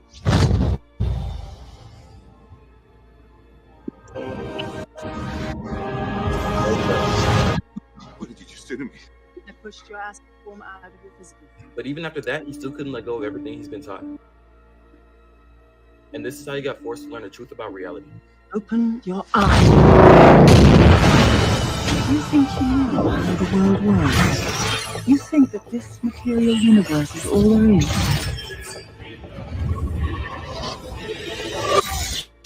What mysteries lie beyond the reach of your senses? Thoughts shape reality. This universe is only one of an infinite number. Worlds without end. Who are you in this vast multiverse? I had to cut that clip up, but if you want to see the full video, be sure to comment the truth. And we all know that Hollywood always puts the truth in movies. So let me know what you think, because the movie Doctor Strange exposed the truth. Hold on, wait. There's more. There is more. There's more. Mm-hmm. Yes, indeed. I can't leave y'all here without being full, right? You know what I mean? How I'm gonna feed you and you not be full? Let's go to the second part to this.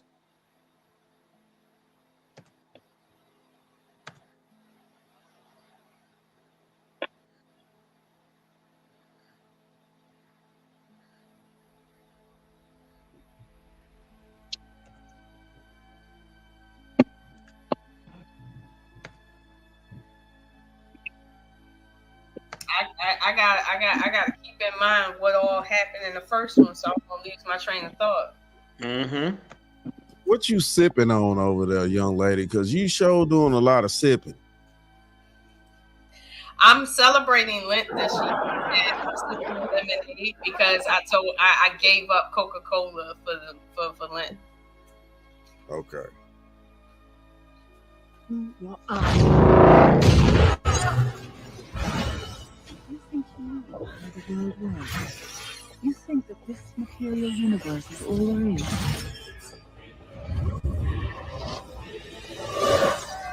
What is real? What mysteries lie beyond the reach of your senses? At the root of existence, mind and matter meet. Thoughts shape reality. This universe is only one of an infinite number. Worlds without end, some benevolent and life-giving, others filled with malice and hunger. Who are you in this vast multiverse? Teach me. Open your eyes.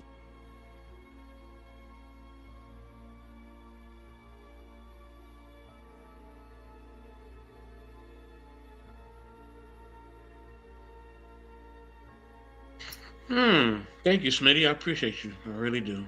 I really, really do. Go ahead, Smitty. I know you want to go first. Okay. The original thing I wanted to say, that is long gone. I smoked too good a weed. So, okay. When it comes to this whole, like, the multiverse and all these things, I'm gonna be real honest with you. All right. There's no way, like, I'm not about to get all preachy and shit, you know what I'm saying? But it's no way for me to speak about this and not mention the spiritual aspect.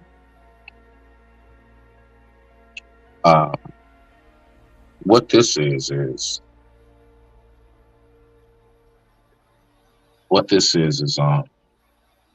when you be hearing about these multiverses and all of this and endless possibilities and all these things, look, right? The fact is that's some bullshit. Why? Because, nigga, we can't even get to the bottom of the ocean. Nigga, we can't even travel through spaceship. Fuck you mean endless possibilities, nigga. That shit shows us that at the stratosphere. Stop playing with me. So I'm just saying, as far as like, that is a distraction. Listen, the spiritual part of it is they got to tell you it's these endless possibilities. There are infinite universes and multi versions of you and all this other stuff, because honestly, that is to redirect your mind from knowing that there is only one. It's to get you to never think about that. It's to distract you. When it comes to that shit, honestly, me personally, I see and hear nothing but distractions. Okay? That is to get your mind to question whatever it may be that you read and or subscribe to.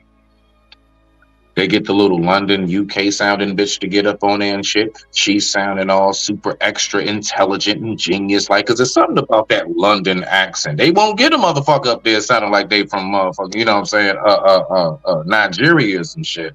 They ain't gonna have an African up there talking, saying that shit. You see what I'm saying? Even down to the voice that they choose to speak. It's all to direct your mind to be distracted.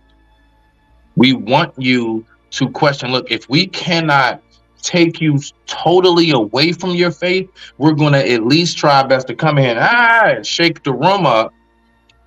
And hopefully we can at least get you to question. If we can get you to question, then maybe you'll go down what most of us know that is called the rabbit hole.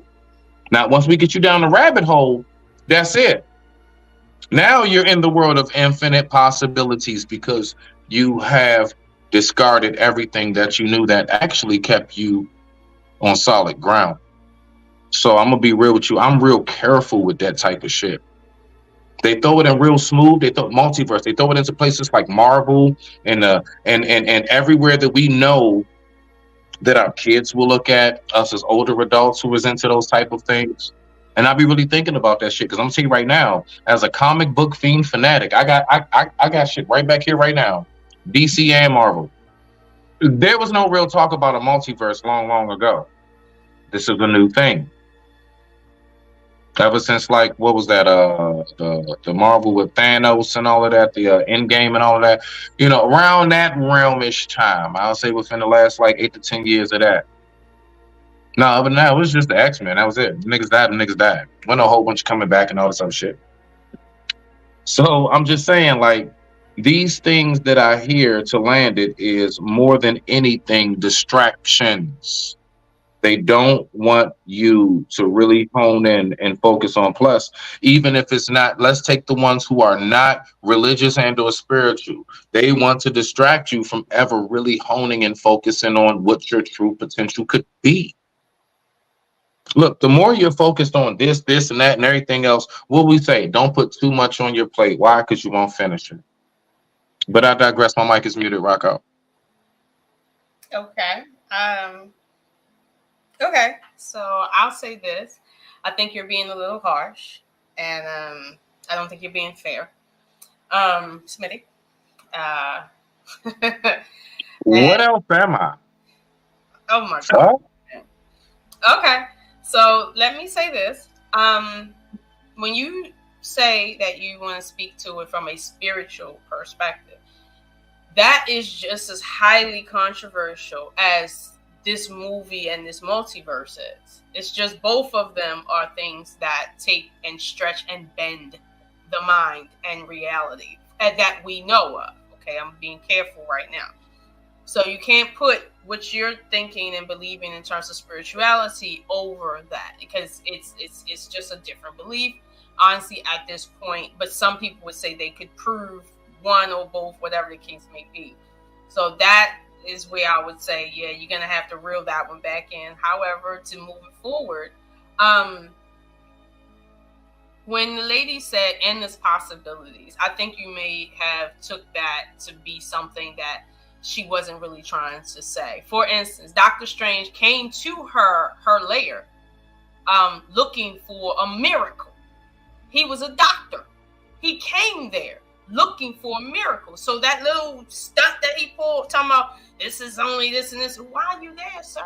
You there because in your subconscious mind, you know that there's something more than what your conscious mind is aware of. But and what he learned there is the endless possibilities in this reality. His hands, right? He thought he came there to heal his hands. He didn't come to that lair to get his hands healed. He came there to heal something much deeper than his hands. And you see what happened as a result. The endless possibilities of what happened with that. So at first it started out with a man with shaky hands. Then suddenly it went to everything else in the universe and the hands meant nothing, but the hands are still shaking. So when she says endless possibilities, you have to put that into context, because although they're showing you abstract images, that is what is in your mind every night. All those images you see on the screen, we've all seen them in our dreams. That's all they're showing you, is that reality is one big mind that can bend reality as it pleases. You do that every night in this reality. So for you to say that that's some bullshit and endless possibilities, listen, right now, if I said be on a beach in the daytime right now, your thoughts move faster than light, and you just automatically saw what I just seen. That's just how powerful your mind is. So let's not say that all movies are bullshit. Let's not say that. Let's just say we have to take everything with a grain of salt. And in this case, we can take a little less salt with this one.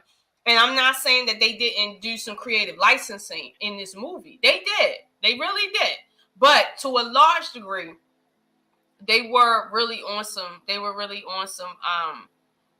deeper stuff. I will say that. Yeah. Lola.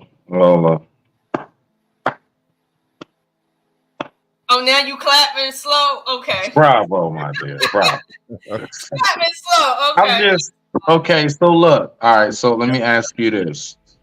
What person do you think has a better chance of reaching their true potential? The person that hones in on a craft that they're just naturally good at, or the person who just continuously throughout their life keep trying this career, that job, this trade, that hobby, this hobby? Okay, so Which one, Lola? okay, I'm gonna say in terms of being successful, Mhm. better chance at finding success in what you're already seated in doing. That's just the chance, like the entropy of it all. That's what that is. So I would argue the former versus the latter. However, there is an argument for the latter. I just don't think it's as strong as the former. Yeah. Okay, so now that we went around the fist to get to the thumb, which is fun. That's a fun game to play. I like going around the fist to get to the thumb. You agree with me that the person who hones in on their potential, truly, what they're naturally good at, and they master that will more than likely be the person to reach their full potential because they've chased their purpose, as opposed to being wandering. So let's take it back. So let's take it back to the multiverse. When I say that's some bullshit, not the movies, because I'm the first one. I was the main one talking about how the movies actually be showing us a lot of real shit. You see what I'm saying? I did say that. So I'm with you on that part. I'm just saying, as far as the whole multiverse, yes, it's no way for me to speak about that without incorporating what I do see the true hidden message and agenda behind that is. And that is to distract one from reaching their full potential. Why? Because if we as individuals reach our full potential, thus that's less mind control you can have over us. No, look at it from a different perspective. If the movie is trying to hint at the fact that this reality that we perceive with our eyesight is not all that's here, right? The Bible told you that. Right. Come on, like the Bible told you that in the most rudimentary language that the English language can give you. The Bible told you. How do we get there, Lola? How do we get there, Lola? But wait a minute, Genesis, the book of Genesis told you in the creation story that Mhm. when they were exiting Eden, whatever that is, that part of the reason why they said is they will, whatever they put their hand to do, they will do. So therefore, we have to do this. That tells you that endless possibilities is a real thing. Period. Whether you understand it or not, whether you have a concept of it or not. Like I told my father, and you know I'm not Christian, but I told him, I said, when Jesus said, you can do everything I can do and more, and I said, Daddy, he raised someone from the dead. Do you believe that? My father can't believe that he can do something greater than raising somebody from the dead because he doesn't have no memory of someone in his position doing something like that, so he doesn't have faith that he can do that. That doesn't mean he doesn't like Jesus. It just means that his conscious mind is in the 3D reality, and when he watches movies like this, it opens him up to accepting more than just what's in front of him. It doesn't teach him anything about it, no, but it does open him up to more than just this little spectrum that we see, and that don't have anything to do with being distracted. It has everything to do with what the hell is really going on. Okay, so again, now. Hold on, I gotta run upstairs because you know I'm cooking right now. Go ahead, but I'm listening.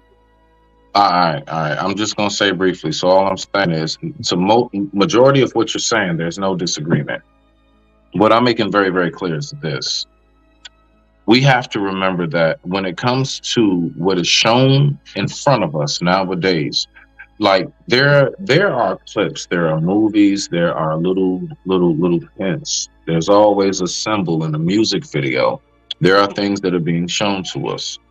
Everything is not surface value. Some things are, most things aren't.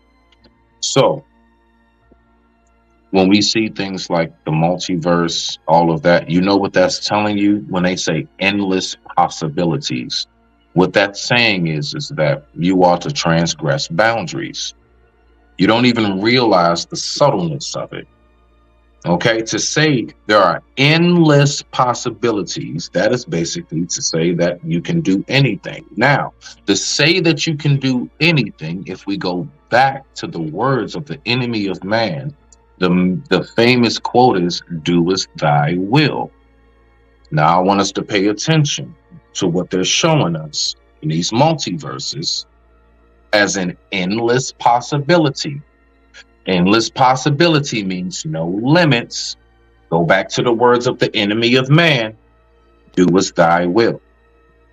There is a direct connection.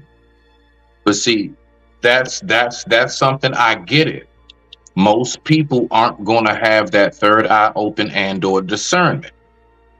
Now, what I'm making very clear when speaking of this is more so, they know that majority of folks are going to be able to be bamboozled and fooled and tricked. Most people will not be able to recognize what's really taking place in front of them. You know how they do? They mix it up real smooth. Some shit they'll be having looking real deep, just like these niggas we was talking about in these goddamn conscious spaces and stuff, talking all these huge words. Nigga, just say it in a simplified form. It's simple, right? Then we'll also have segments where it looked like something so simple. I mean, it could be a basic ass commercial, and you didn't even realize 1, 2, 3, 4, 5 symbols was just incorporated into that whole everything. You thought that was just a dude walking through some woods and he just breathed in deep. And they told no, you'd be surprised. You got to know where these messages come from. A lot of us don't. So that's really where I am with that more than anything. I'm not disagreeing with you on nothing that you're saying. The only thing I'm saying is my interpretation of when they speak about the multiverse and everything else, because I've been thinking about this for some time now. That shit is to distract you. The more things you think about, the less on one thing you can think of. You can't be really putting your all into, like, I've even asked, I forgot who it was, but with the whole polyamorous thing, right? Are you really able to give your full and the 100% of you when you have multiple partners? And the answer was no. The answer was no. No, I can't. But it's not about that. Okay, cool. I get the answer. Cool. So moving past that, my point is, the more you're focused on, the less you're going to be able to really hone in on one thing. And that even goes down to your spiritual and or religious outlook. You can't have a whole bunch of shit clogging your mind and got you thinking this and that way. It will distract you. Thus, you never really reach the full potential of where you should and which it is and what you subscribe to. But I digress. My mic is muted. Rock out, Lola. I mean, I would ask what potential you got to go to that you can't think about more than one thing at a time and focus on more than one thing in your life. But never mind. I think I made my point. Shots fired. Shots fired. Never Keep mind. going. Keep going. Keep going. Hold on. Do I need to hit the button? Do I need to hit No, the no, button? no. I love a good draw at high noon. I love a good draw at high. I'm talking about this button right here. Shots fired! Shots fired! I'm just saying. You know, so listen. Y'all is too wood, Patrick. Nah, I'm just one of them niggas you can't get shit by. Like, yeah. My baby mother, look, the mother of my child, she hate that shit. You can't get shit by me. I don't know. I pick it up. I smell it. It reeks off the pores. It's like that drop of blood in the water. But I'm just saying, look, when it comes to how, if you're going to really focus and be able to build and gather yourself on anything, Lola, would you say the person who needs to heal and find themselves, would you say that person needs to find themselves and heal through going to more parties and social functions, or would you say they need to have more time of solitude? Just curious. I'm not going to argue either, because neither. Now we're not going to argue either. No, I'm not going to argue either, because just because you're alone doesn't mean you're building on anything. That's not what that means. Just because you're with people doesn't mean that you're not lonely, and it's not even serving the function it's supposed to. So that's why I'm saying I can't argue either. But I can say that there's times when you should be alone. There's times when you should be at festivals. We're human beings. That's what we do. But everything comes in degrees. So, I want to say this. You can't listen to spirit if your mind is jumbled with noise. You can't. So you do need solitude. However, the whole reason why you go inward is so that you can come out and be in with people. Like, that's the whole reason for it. So what you just said, Lola, is something that what we call has levels to this shit. And the levels, as in the steps to it, is you need that time of solitude first. Don't women say all the time, boy, you need to go off and heal before you think to go and date? Don't they say that you need to go ahead and get your career and your finances in order before you think about dating? You don't put the cart before the horse, correct? that's not what they really say. They say Dark Night of the Soul. Now that's not what they really say. That's not what they really say. That's not what they really say. They use the term Dark Night of the Soul. But go ahead. You were cute. Nah. We on something tonight. I'm with you. That was cute how you said it. Yeah. Nah. I mean, touche on your half. Touche on your half, my dear. Touche. Lola, please do get. If you're talking about somebody actually gathering themselves, the steps are this, okay? Before you actually get into the ring, you have to train. You have to train, and generally, you don't train with your opponent before the fight. Period. You don't train alone either, but okay. No. Hold tight. Oh, no. Hold tight. Because I'm getting to that part of it.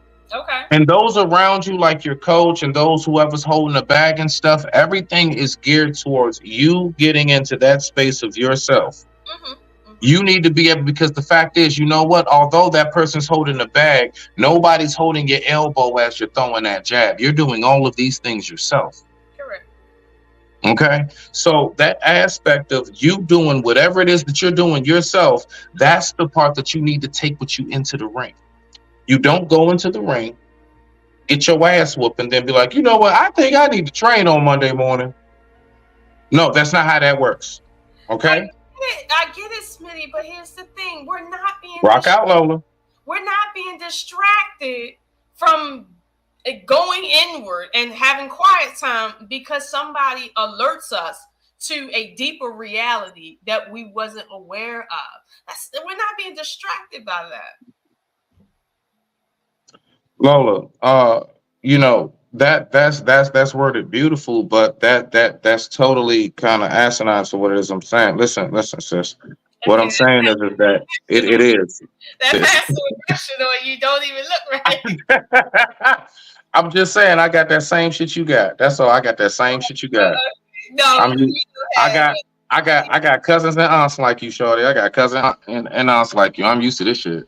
Okay. Listen, what I'm saying is that if you're going, Lola, let me ask you this. If you yourself were to go ahead and say, you know what, I need to get my shit together, which I'm pretty sure at your age and all of us, for the most part, we've all had that period in time, right?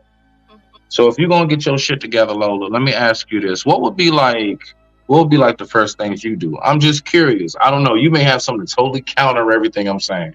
But if you wanted to get your shit together, you're just coming out of a bad breakup and just losing your job. All in like the span of 90 days or some shit. Like, this is just not the fucking time. Lola, what do you do to recuperate?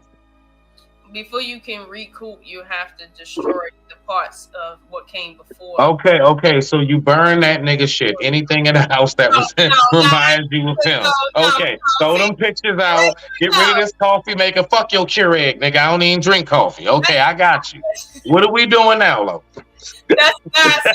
See now you playing. I'm just saying. This is not fair to me as a woman. Okay, it's not fair. But anyway. All right. My bad, Lola. This isn't fair. What I'm saying is, when you get out of a breakup, right, before you can move on and build, you have to destroy everything that caused you to be where you were at first before you can move forward. Same thing with building a actual building. There's a part of the earth that needs to be destroyed before you can start building anything. You have to clear the trees out first. You have to dig in the ground and mess up the earth and stuff. Before anything can get built, something needs to be destroyed first. So when you talk about going inward, that the parts of you that need to leave, you got to clean that out first before you can start building on what's actually supposed to be there. Now, that's just from my experience. I'm not the most experienced, but that's my answer to you. And then as it pertains to going forward just in life in general. Okay, I lost my job. Okay, well, I got a couple choices. Okay, I can sit and cry and starve, or I can complain and still starve, or I can see this as an opportunity to build in a different way towards something better, more stable. But these are my only choices. So it's like life be lifing like that. Okay, but here's the thing: there's a deeper reality to even that. Like, for instance, you understanding why you built your life up for one thing, and then it all came crashing down as if to say, nope, that wasn't it. And you're like, why did this happen? Only for you to find out later on that in order for you to be where you're at today, everything had to crash because there was no way for you to move in this direction except for this being your only choice. So this is wait, Lola. This is the deeper reality that is beyond the 3D. That's what I'm talking about. So when you say we're being distracted by movies like Doctor Strange, you tripping. I love it. You tripping. Stop talking about that way. I like it. Lola. You just listen. What you just said was nothing but an organic, natural cause of what I just said. I asked you specifically, my dear. How does one really truly gather themselves when they need to get their shit together? You said, I'm not going to answer neither. I know, just being difficult. I expect that. You light-skinned and a woman. I mean, shit, I mean, double-edged sword there. Not the red bone. Yes, I went there. That's right. Bow bow, shots fired. I know. Now, what I'm saying. My head. That's what that was. Nah, but listen though, real talk. Lola, when you're talking about what you're talking about as far as, okay, if somebody's getting themselves together and then you say, yeah, there have been situations where everything came crashing down and blah, blah, blah. You know what? God has done the same thing. Yes. Guess what, Lola? There have been times in my life, all right, where God had to go ahead and have everything taken from me. I had to have everything stripped of me, okay? And guess what? I had to be placed somewhere in life where I had to really be forced to think about myself. Where I am mentally, spiritually, and physically at this point is simply because of me having that time of solitude. Now, hold on, Lola. To address your number one cheerleader in the group. Okay, all right. So boom, she's correct. Okay, then turns around and says, from what I'm hearing, you can't multitask with real life problems or otherwise. Okay, I'm not gonna pretend to understand. Same thing. I've been saying this entire time. Okay, hold on. So all I'm saying, Lola, is what kind of male manosphere echo chamber is this? Who the hell is man? Who's manosphere? Who's manosphere? Who the hell is manosphere? What kind of echo chamber is this? Is this the man? Wait a minute. You know, listen, Trey needs to say something. Not Trey say something. Cause see you tripping right now. No, I'm not. I'm saying y'all saying what I'm saying, but it's like y'all don't want to admit what I'm saying. It's like you want to try to like weave back to me. It's like stealing my shit, then like giving it to me like I found it. Stop doing that. That is not. Oh my God. Stop it. Stop stealing my shit, then returning it. and asking for reward money. Okay, honey, we're gonna give you your flowers now. We're gonna give you. Do you want your flowers now, honey? All right, here you go. Okay. Hey, I digress. My mic is muted. All right, Lola. Trey would like to speak. Bye. We've given you your flowers. Now we would like to share a flower with Trey. Do you mind?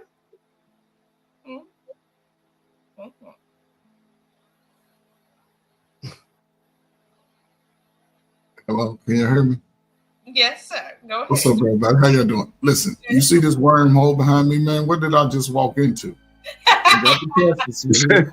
What did I just walk into, man? So come on, just give me something that I can, because y'all ask these great, intriguing questions. So, what was the universe and spirituality and? Well, no, we were discussing. He's making a statement that movies and films like Doctor Strange, like what we just saw, serves as a distraction to us, not an addition to our understanding of reality. And I'm saying that it's not a distraction. Like, we can walk and chew gum. Like, people can understand that there's more to reality than what's here in the 3D. And a lot of times it takes entertainment to give us that welcoming understanding versus reading it at the library. Like, more people have learned about the reality of the non-existent reality from movies than they have from physics books in college. I'm just saying. So we're not learning and being distracted from our original purpose to go to work and die. Like, that's not what's happening here. But Smitty is trying to make a grander point, which to a degree I do agree with, but that's what we were discussing. You got some good points too, sis. I get to you. You know what I'm saying? But yeah. I'll talk to you later, nigga. Ain't that the uniqueness of the human mind? See how deep that's the uniqueness of the human mind. The human mind can go down these wormholes. That's the uniqueness of it. A lot of this stuff, it starts with an idea, it starts with a thought, and then it just expands on it. Mm-hmm. Your way of looking at this wormhole can be completely different than the way I look at it. I say it's a damn path to nowhere. You can say it's a path to somewhere other universal stratosphere. I don't know, but that's the uniqueness of the human mind. I think in some capacity, what we see in movies and television is a distraction. It is a distraction. It keeps us entertained. It keeps our mind going and thinking. So yeah, in that capacity. But like you said, in some, it is a gateway to future events that will happen in our lives. Like, yeah, Trey, keep talking. I keep talking. I can hear you. I'm cooking at the same time, but keep talking. Well, what you cooking? First of all, I'm cooking lasagna. I gotta go check my bread. Yeah, go check your bread. I don't want your bread to burn. Then you be over talking making excuses. I can still hear you, but I don't want to distract you. No, with you burning your bread. Nah, don't fuck that Texas toast up. Don't you dare fuck that garlic bread up. Go and get that garlic bread. Okay. Let me go get my garlic bread. Okay, I can keep talking. I can hear you. I guess. But some things are a pathway to the future, though. Like flying cars and some of these futuristic movies that they come out with. I guess even like if you go back to Star Trek, they gave an idea of what the future would look like, because at some point everybody, and now we even have Bluetooth headphones and people are talking through their phone through a little earpiece. And a lot of times you see it come out maybe 5 to 10 years in advance. That's why some of the laws, they take place 4 or 5 years after the fact. And, even I remember when there was a law passed that by a certain point, all cars will have to get over 13 miles per gallon. And now you see most cars, 20, 30, electric cars, they get 40, 50. I'm not sure, but, some things are a pathway to the future, but for the most part, it's all a distraction. And it keeps us, in a lot of times, it keeps us standing still, because shit, you can make your own movie with the technology today. You can create your own fun and activities. That's the beauty about it. Our minds are just still primitive in a sense. And, I think just it's important for the younger generation, to keep a free mind, focus on things outside of their normal everyday so they can grow to their full potential. So yeah, you know, these, I don't know, you know, I like a good movie. I like the Black Panther. I like some of these movies coming out with Planet of the Apes. I like those movies. Is that a prelude to the future? Who knows? But I've heard conversations that they say we come from apes anyway. So like, I don't know. We all got these big ass noses and these fat ass lips and these big ass. No, Uncle Ferg. If we came from monkeys, then there would be no monkeys now. No, I'm just saying. Listen, I didn't believe it. I was just going like, what are y'all talking about? No, not us. But hey, right. So, yeah, I'm just saying that's the thing. Plus, about you know what's weird? You know what's weird? When they like, whenever they show the diagram of the monkey, they always show it. It goes monkey, like you said, wide ass nose, and then it morphs into like this straight hair, thin nosed white man, and then somehow or another we came after that. It's just weird. It's a weird order. See, that's what I'm saying, though. Those are things that they put out there for the human mind to expand on. Really quick, when I was in college, a lot of that stuff opened my mind when I had to read H.G. Wells. H.G. Wells was dabbing into this like futuristic life of where we are today, 2020, in our 2000s and beyond and stuff. And he was talking about how the mind, if you can think it, then you can create it. So the fact that we've thought about stuff and we talked about stuff, and in somebody's mind, they're in the process of creating it. So just to see, you know, I don't know what the future holds. All right, so hold on. Let me ask you this, Uncle Ferg, and everybody on the panel.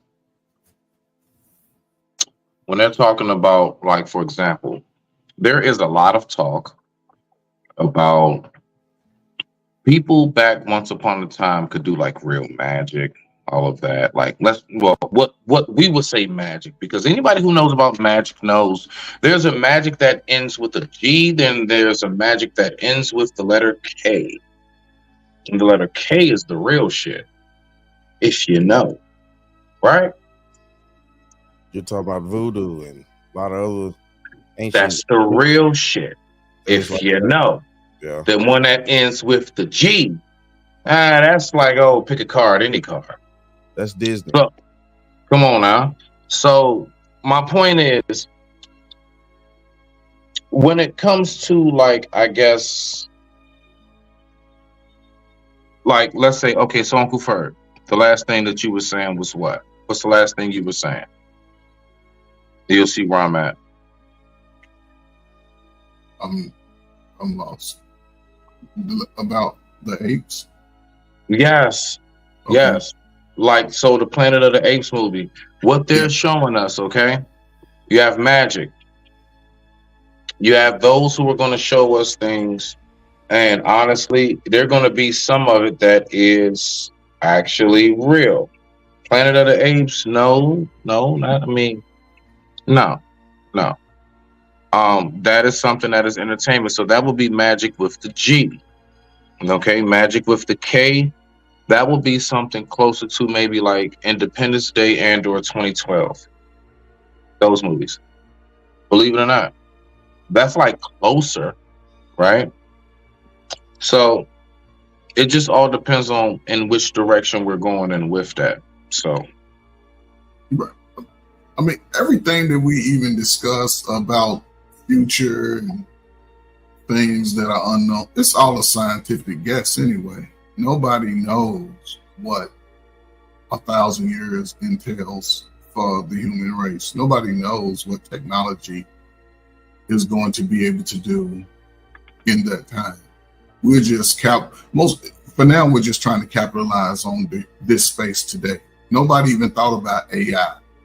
20 years ago, we was worrying about the fucking world ending. Everybody was buying potted meat and bottled water before, 2000. I believe that technology works like new TV series, like a new TV series in the sense of, got you, Lola. It works like new TV series. So like when a new TV series comes out, that grand opening episode you see, they don't do that, and then after that, all right, y'all. So what we gonna do for the next episode? No, they already have 14. They probably already got like the first season or two already done, right? And they're just showing you episode by episode, and I believe that it works in the same way. You see, it's just something that we're kind of like giving to, just kind of piece by piece. Okay, so what is the I know you got me way out in space right now, but Did you extra butter the garlic bread? Did you flip them? no, I didn't flip it. It was in the oven. You should always flip them. Rock out low. I can't see. There you go. See y'all just see y'all. Oh, it's okay. Mr. Bass, did you have another video for us to critique? Because this young man on the video seems to be talking about a lot of things. I noticed that he seems to have a lot of questions and stuff.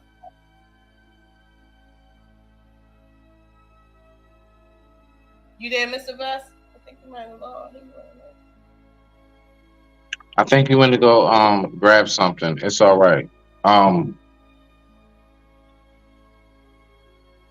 Ferg, if you were able to, like, for example, right? If you were I am able back. to I am back. I just stepped to the laboratory. But what was that, Lola? No, I was saying, did you have another rock video out, nigga. you wanted My us man. to? No. That was actually all the curriculum. But go ahead. Oh, okay. I just wanted to be clear because see, I was listening to Smitty, and of course Smitty was taking us into the rabbit hole that he says he don't want me taking people in. But it's all right. It's all right. I definitely can hear you just because I'm not calmed down. We're definitely in the rabbit hole now. And if we want to go deeper off in the rabbit hole, let's talk about the ancient Sumerians and the Anunnaki. Now, if you want to go there.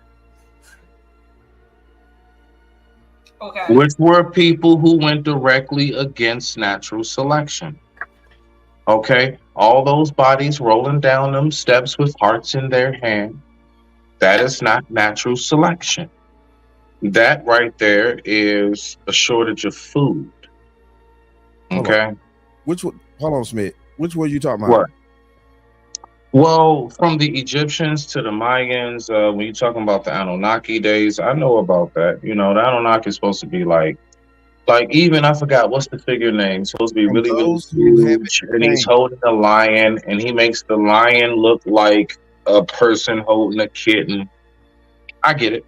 You I know. talk. Wait a minute. Hold on. Stop. You talking What? about? No, yeah, he's supposed to be part of the Anunnakis. Yeah, he You're was. talking about Gilgamesh, and he's not an Anunnaki. Okay. He was during that time that they was talking about, not him. Listen, he's during that time when he was talking about like the whole the Anunnaki shit. He's during that time. He's during that time. I'm telling you, he's during that time. You can look it up. They talk about the Anunnakis a lot during his period. Okay. The Anunnaki. Yes, the encounters and all of that shit. Yeah, during that time. They seem He's to. just the only figure I know because I'm not a history buff like that, but. Okay, because it seemed like they had a reign of over 500,000 years, and that's one person. So I want to know where do he fit at on the spectrum. But all right, I'm just saying. You know what, Lola? We're talking about erased history. You know what, Lola? What needs to be done is we need to raid the Vatican because the Vatican has all the information we'll ever need. I guarantee you. Well, okay. Okay, okay. I give you that if we did do that, we probably would come up with a lot of things. However, keep in mind that the Vatican might be a building, but according to all governments, it is an unclaimed, let's say unclaimed country. They have their own licenses. They're their own country. They're their own country. At that building, that's a whole nother country. So it's fortified, and you can't run up in that joint, or else it's an act of war. Why you think they did that all those thousands of years ago? Made that a country within a country? Mm-hmm. That's primarily because of the catacombs. Why? Underneath the Vatican is the catacombs, and it's an endless. It's a library, right? But it's not the only source of information. It's just a library that obviously it But has. it's the biggest library that we had on this planet since the Library of Alexander. This Pay is attention. true. This is true.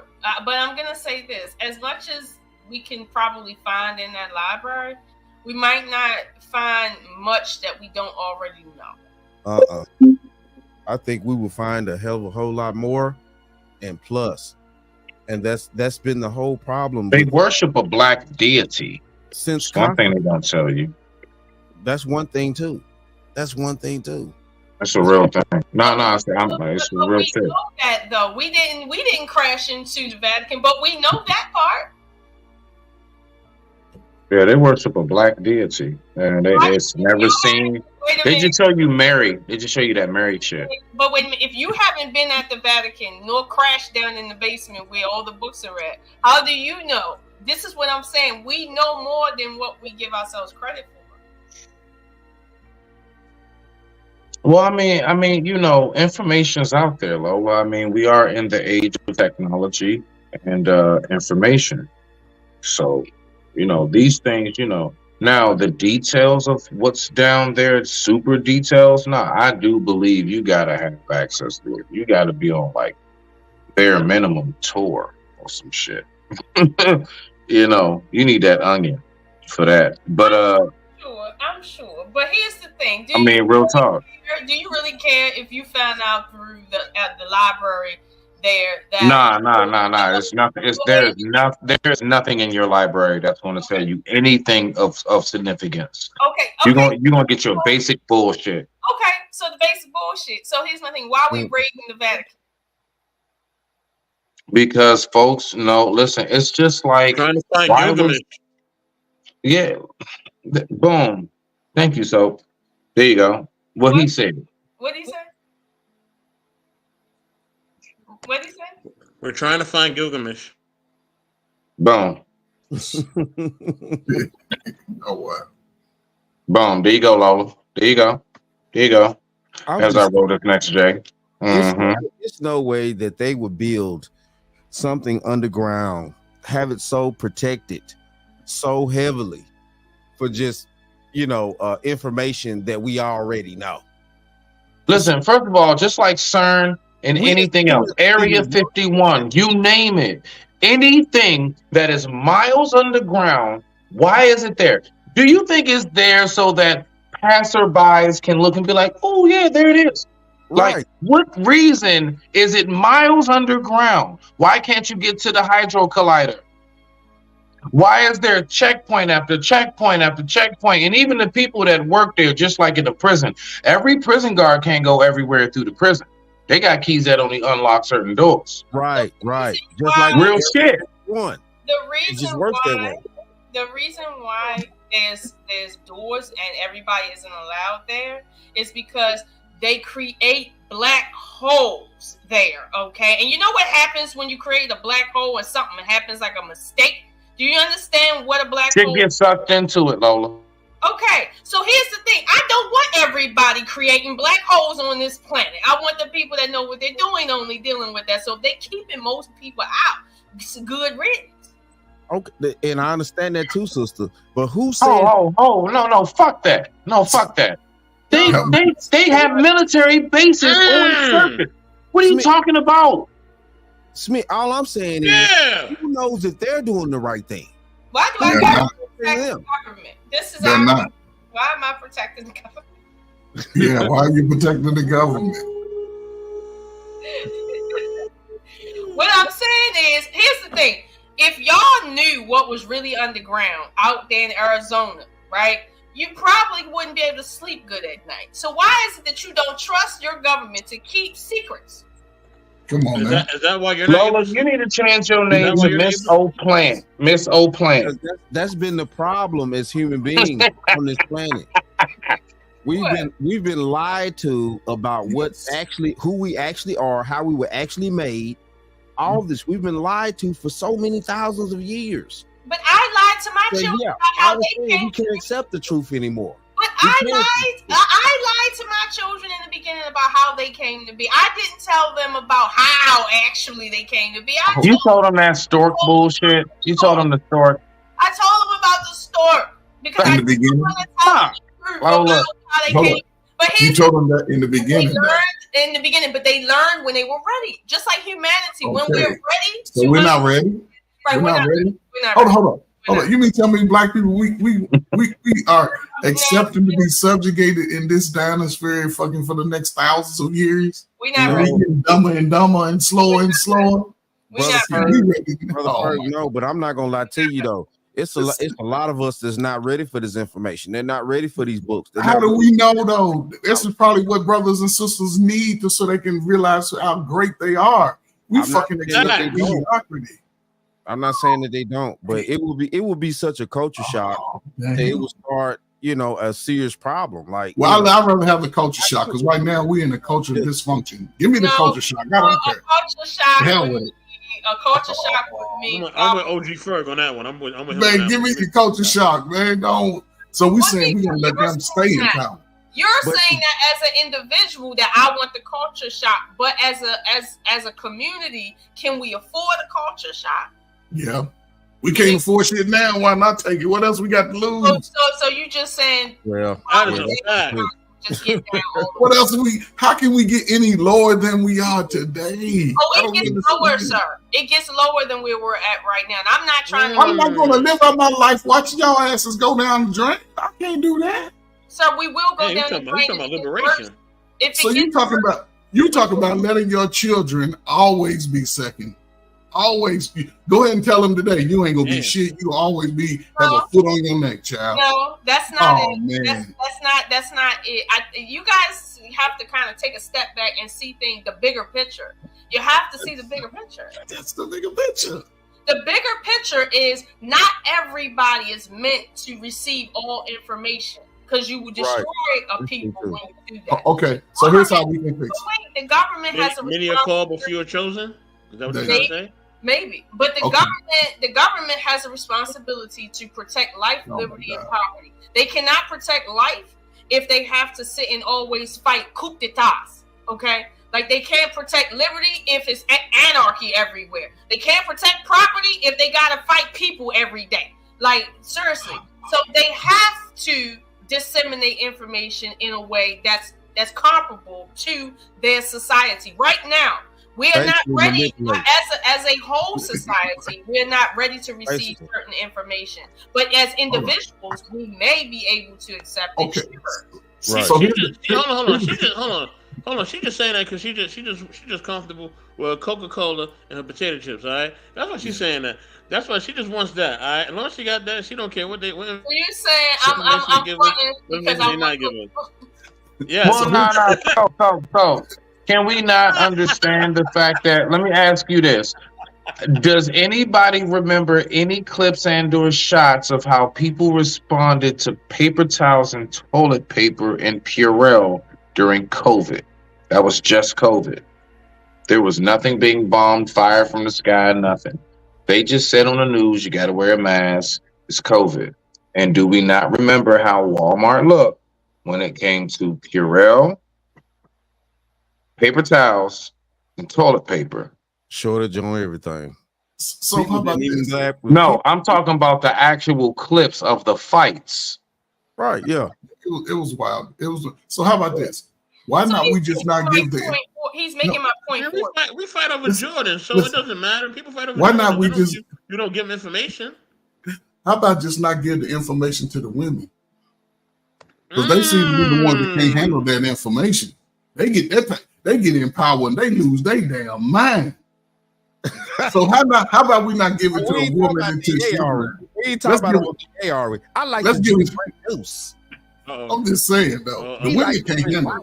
I think you woke somebody up. I think you woke something up. I think you. The lords of Westeros are sheep. Are you a sheep? No. You're a dragon. Be a dragon.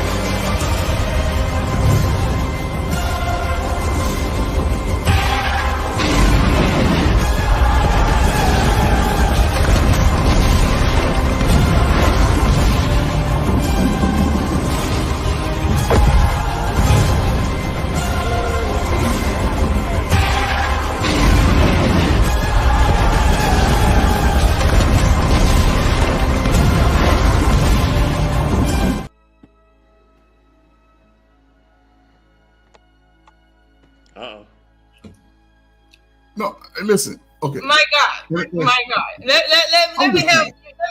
Because y'all struggle with power. Y'all struggle with I got you. Let me help you out with something, sir. You remember a guy named Saul in the Bible? Yes, Lola. We spoke about him earlier. Right. Now you remember he was told to kill people, right? You remember that? Eradicate, yes. Delete, yes. You remember Delete. he was told to kill all of the witches and Delete, yes. Eradicate. Remember? Delete, yes. Okay. Yes. And you remember what he actually did, right? He spared. No, he didn't spare. He did kill witches, but he spared the one that did certain things for him, right? Right. Right. Now, why do you think a logical He spared. Right. Why do you think a logical man heard God tell him to kill witches and he felt like, nah, I can't do that. They worth too much to me. I can't kill these women, folks. And if I do, I'm going to save at least one of them and shit. Because I need them and shit. So why do you think that somebody turned God down to save a witch, i.e. a woman? Why do you think that is? Sorry. Because the physical was stronger than what was the true purpose. You think they were derailed from their purpose. Their purpose was supposed to be television. You think all the witches were good-looking women? You know what? I've only seen them in Oz, and that has been ugly. Yes. I'm just saying. I don't know, Lola. I'm just fucking with you, sis. Trayford, let me tell you something, right? When it comes to women not being able to handle the truth, you're going to have to qualify that based on history. Because as it stands so far, the Vatican's controlled by men against men, not women. Women can't have Lola. Why are we going back there? Women Lola? can't have it. So you saying women can? Why are we going back there? No, I'm just saying what history says. History says the Vatican. What are you talking about? Niggas got plenty of history from being in malls. Wait a minute, stop. See, y'all don't want to hear the truth. The Vatican was built by men for men to keep information from men. But you're saying it's the women that's the problem. Really? Listen, I didn't say women can't handle the It's truth. the women that was the problem, I right? said the power. You I on said- your own, Uncle Ferg. You on your own. Matter of fact, nigga, here. I said You know women what? can't Get your ass over there. And fuck that. I said the women can't handle the power. Let me When a tell you woman's put in a power position, that's when they struggle. Let me tell you something, Mr. Ferg, okay? See, you think power is the actual position where everybody votes for and acknowledges as power. You think the presidency is power, don't you? No, you think the president is the power. You think Congress is the power, don't you too?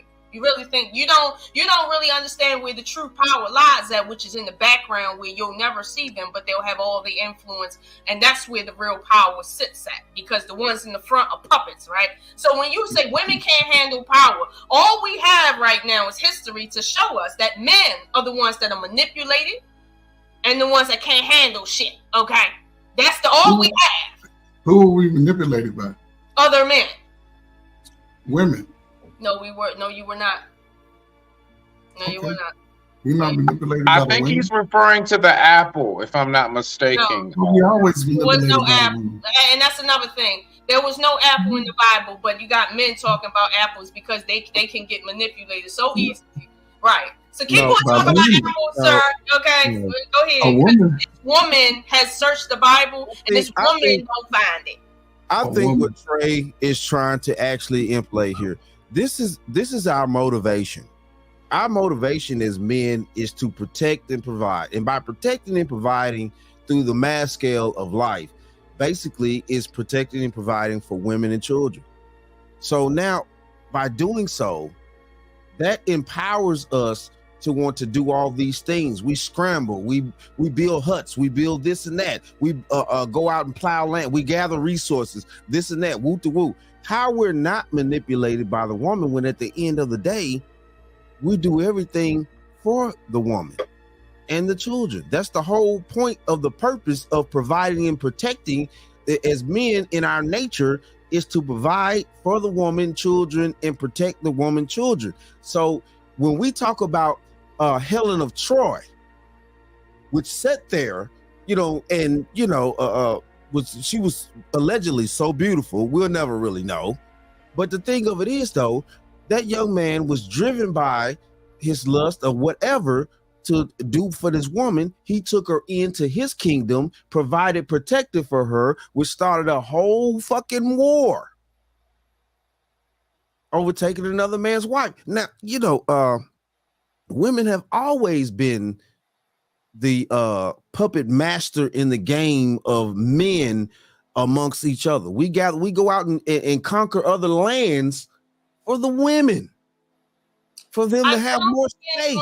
Okay, Mr. Taylor, I don't think anyone is disagreeing with you that men go out and fight and pillage and all that other stuff that you're talking about. Okay, I don't think anybody's disagreeing with that. All right, what we're trying to understand is what Mr. Ferg said, which was power shouldn't be given to women. Now, I'm arguing that true power is what we call soft power. That's a power that you cannot see, but it influences hard power to its own will. That's the true power. Now, he wants to say, well, we shouldn't give power to the women when you're not in a position to give power, period. So that's why it doesn't matter what you say. At the end of the day, if what you're saying is true, that men do everything that they do for women, and women are the weaker vessels and shit like that, the real power is not in the hands of the muscles. It's in the hands of the ones that the muscles are working for. So I'm saying to you, you guys need to leave the word power out of your mouths. That's what you need to do. Oh, no. You talking about us on this level here? That'll never happen. I don't care what level you're on. You need to leave it. At the end of the day, Okay. regardless of what. No, look at what's happening. Look at what's happening. Even though we do what we do, even though we do what we do for women. Look at what's happening in Europe right now. No. That Europe right now, everybody's worried about where the fuck is Kate. Even though they got a new king, they got a prince that's doing everything he's supposed to be doing, the country is worried that the country is going to hell. Why? Because haven't nobody seen Kate. Don't tell me that the power is in the hands of the king when people would not go to war if they don't find Kate. Okay? Stop it. Stop it. Leave the word power out your mouth. So, okay. Let's go on down this rabbit hole here. So now that you're saying that the power is technically on you. Now, the power to move things, which actually makes life work, is, in your hands as women, things like that collectively. Because we choose to provide and do things for you. No, you don't choose. No, it's still a choice. You're biologically wired to do so. It's still a choice, though. You're biologically wired to do so. Y'all were biologically wired to be helpmeets. We see how that's working out. Maybe we weren't. Maybe we weren't biologically wired to be. Oh, maybe we were. Maybe right.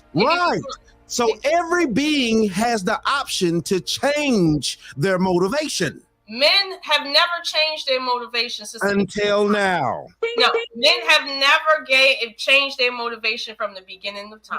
Okay. And yes, that's what y'all depending upon. Who said anything about dependence? What you mean?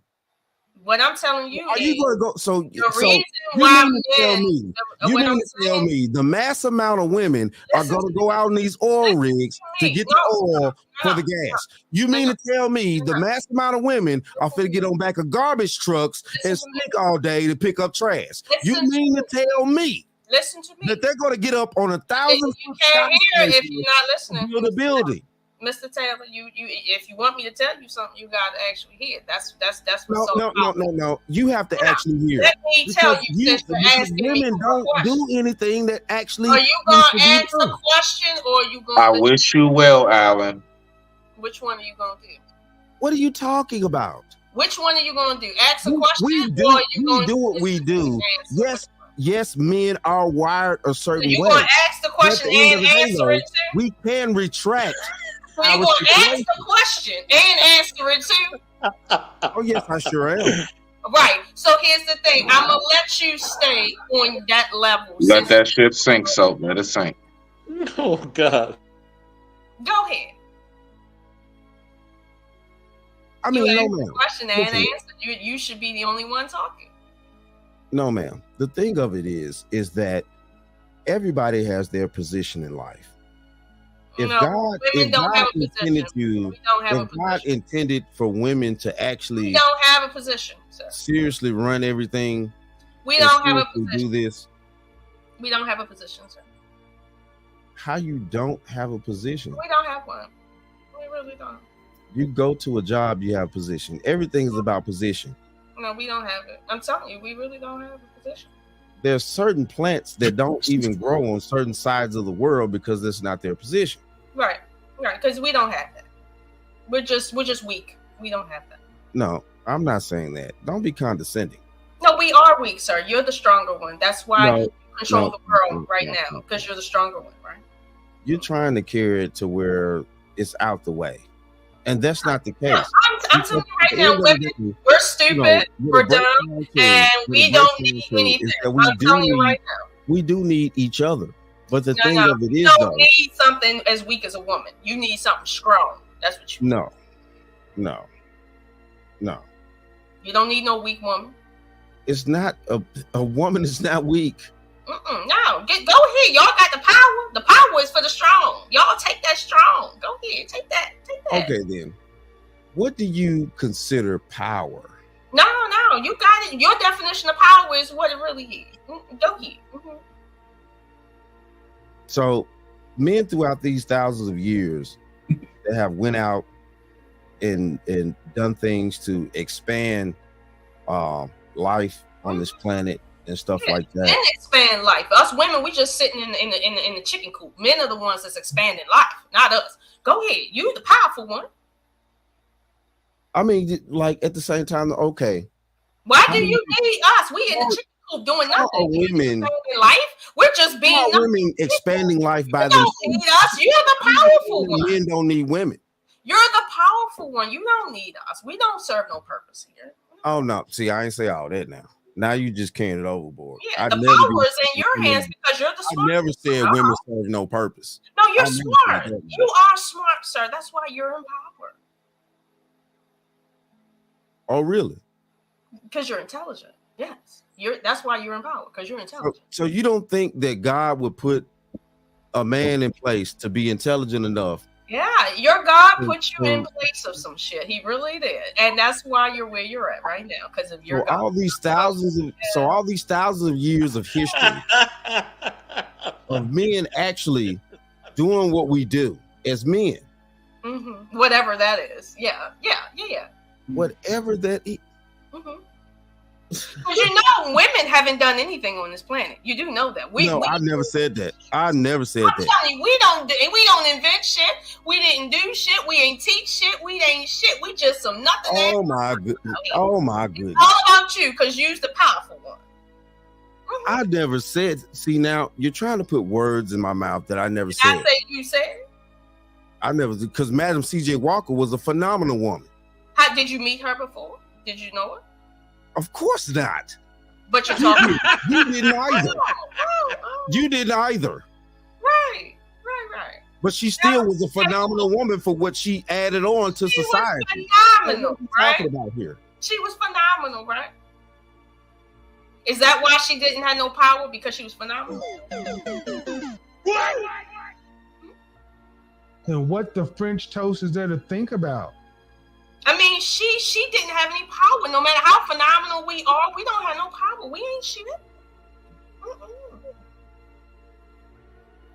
No, it's all about you.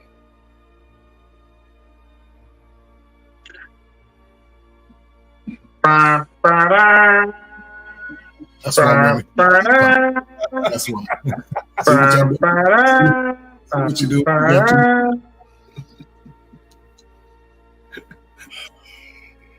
I'll say this. I do find it interesting, though, even, and I remember what I said, we ain't shit. But I find it interesting that our curse at some point was having you in power. So that kind of means that at some point you weren't in power naturally.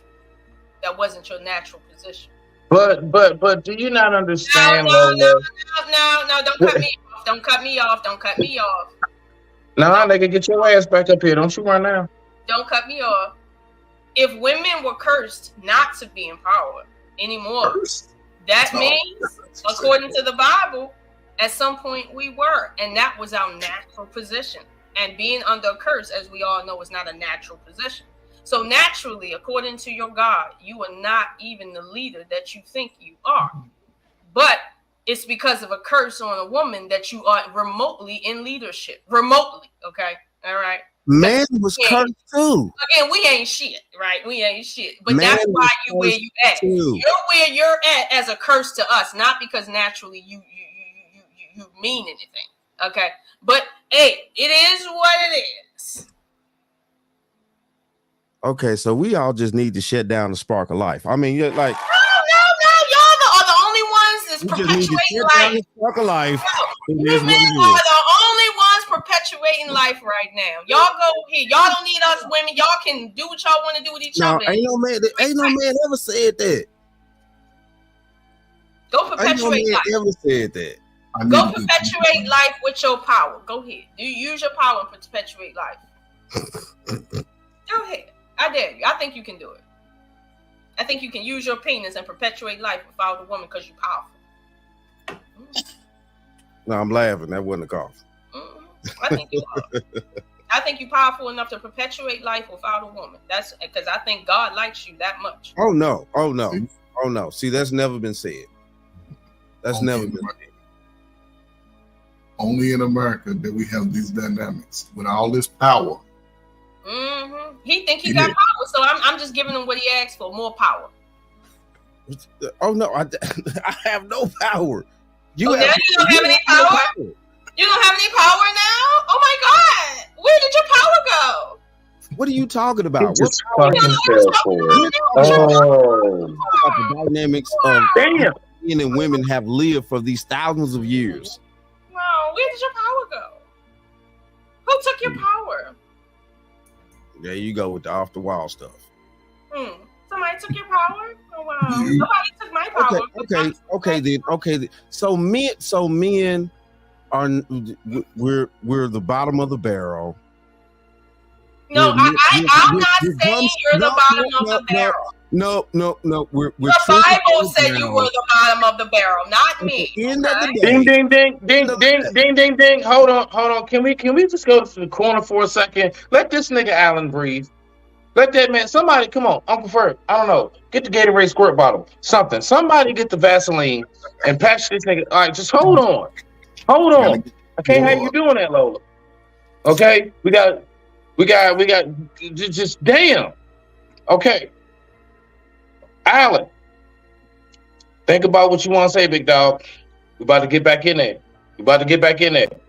Bruh, please watch out for the left hook. Okay? She is not that strong, my nigga, but she is very, very quick.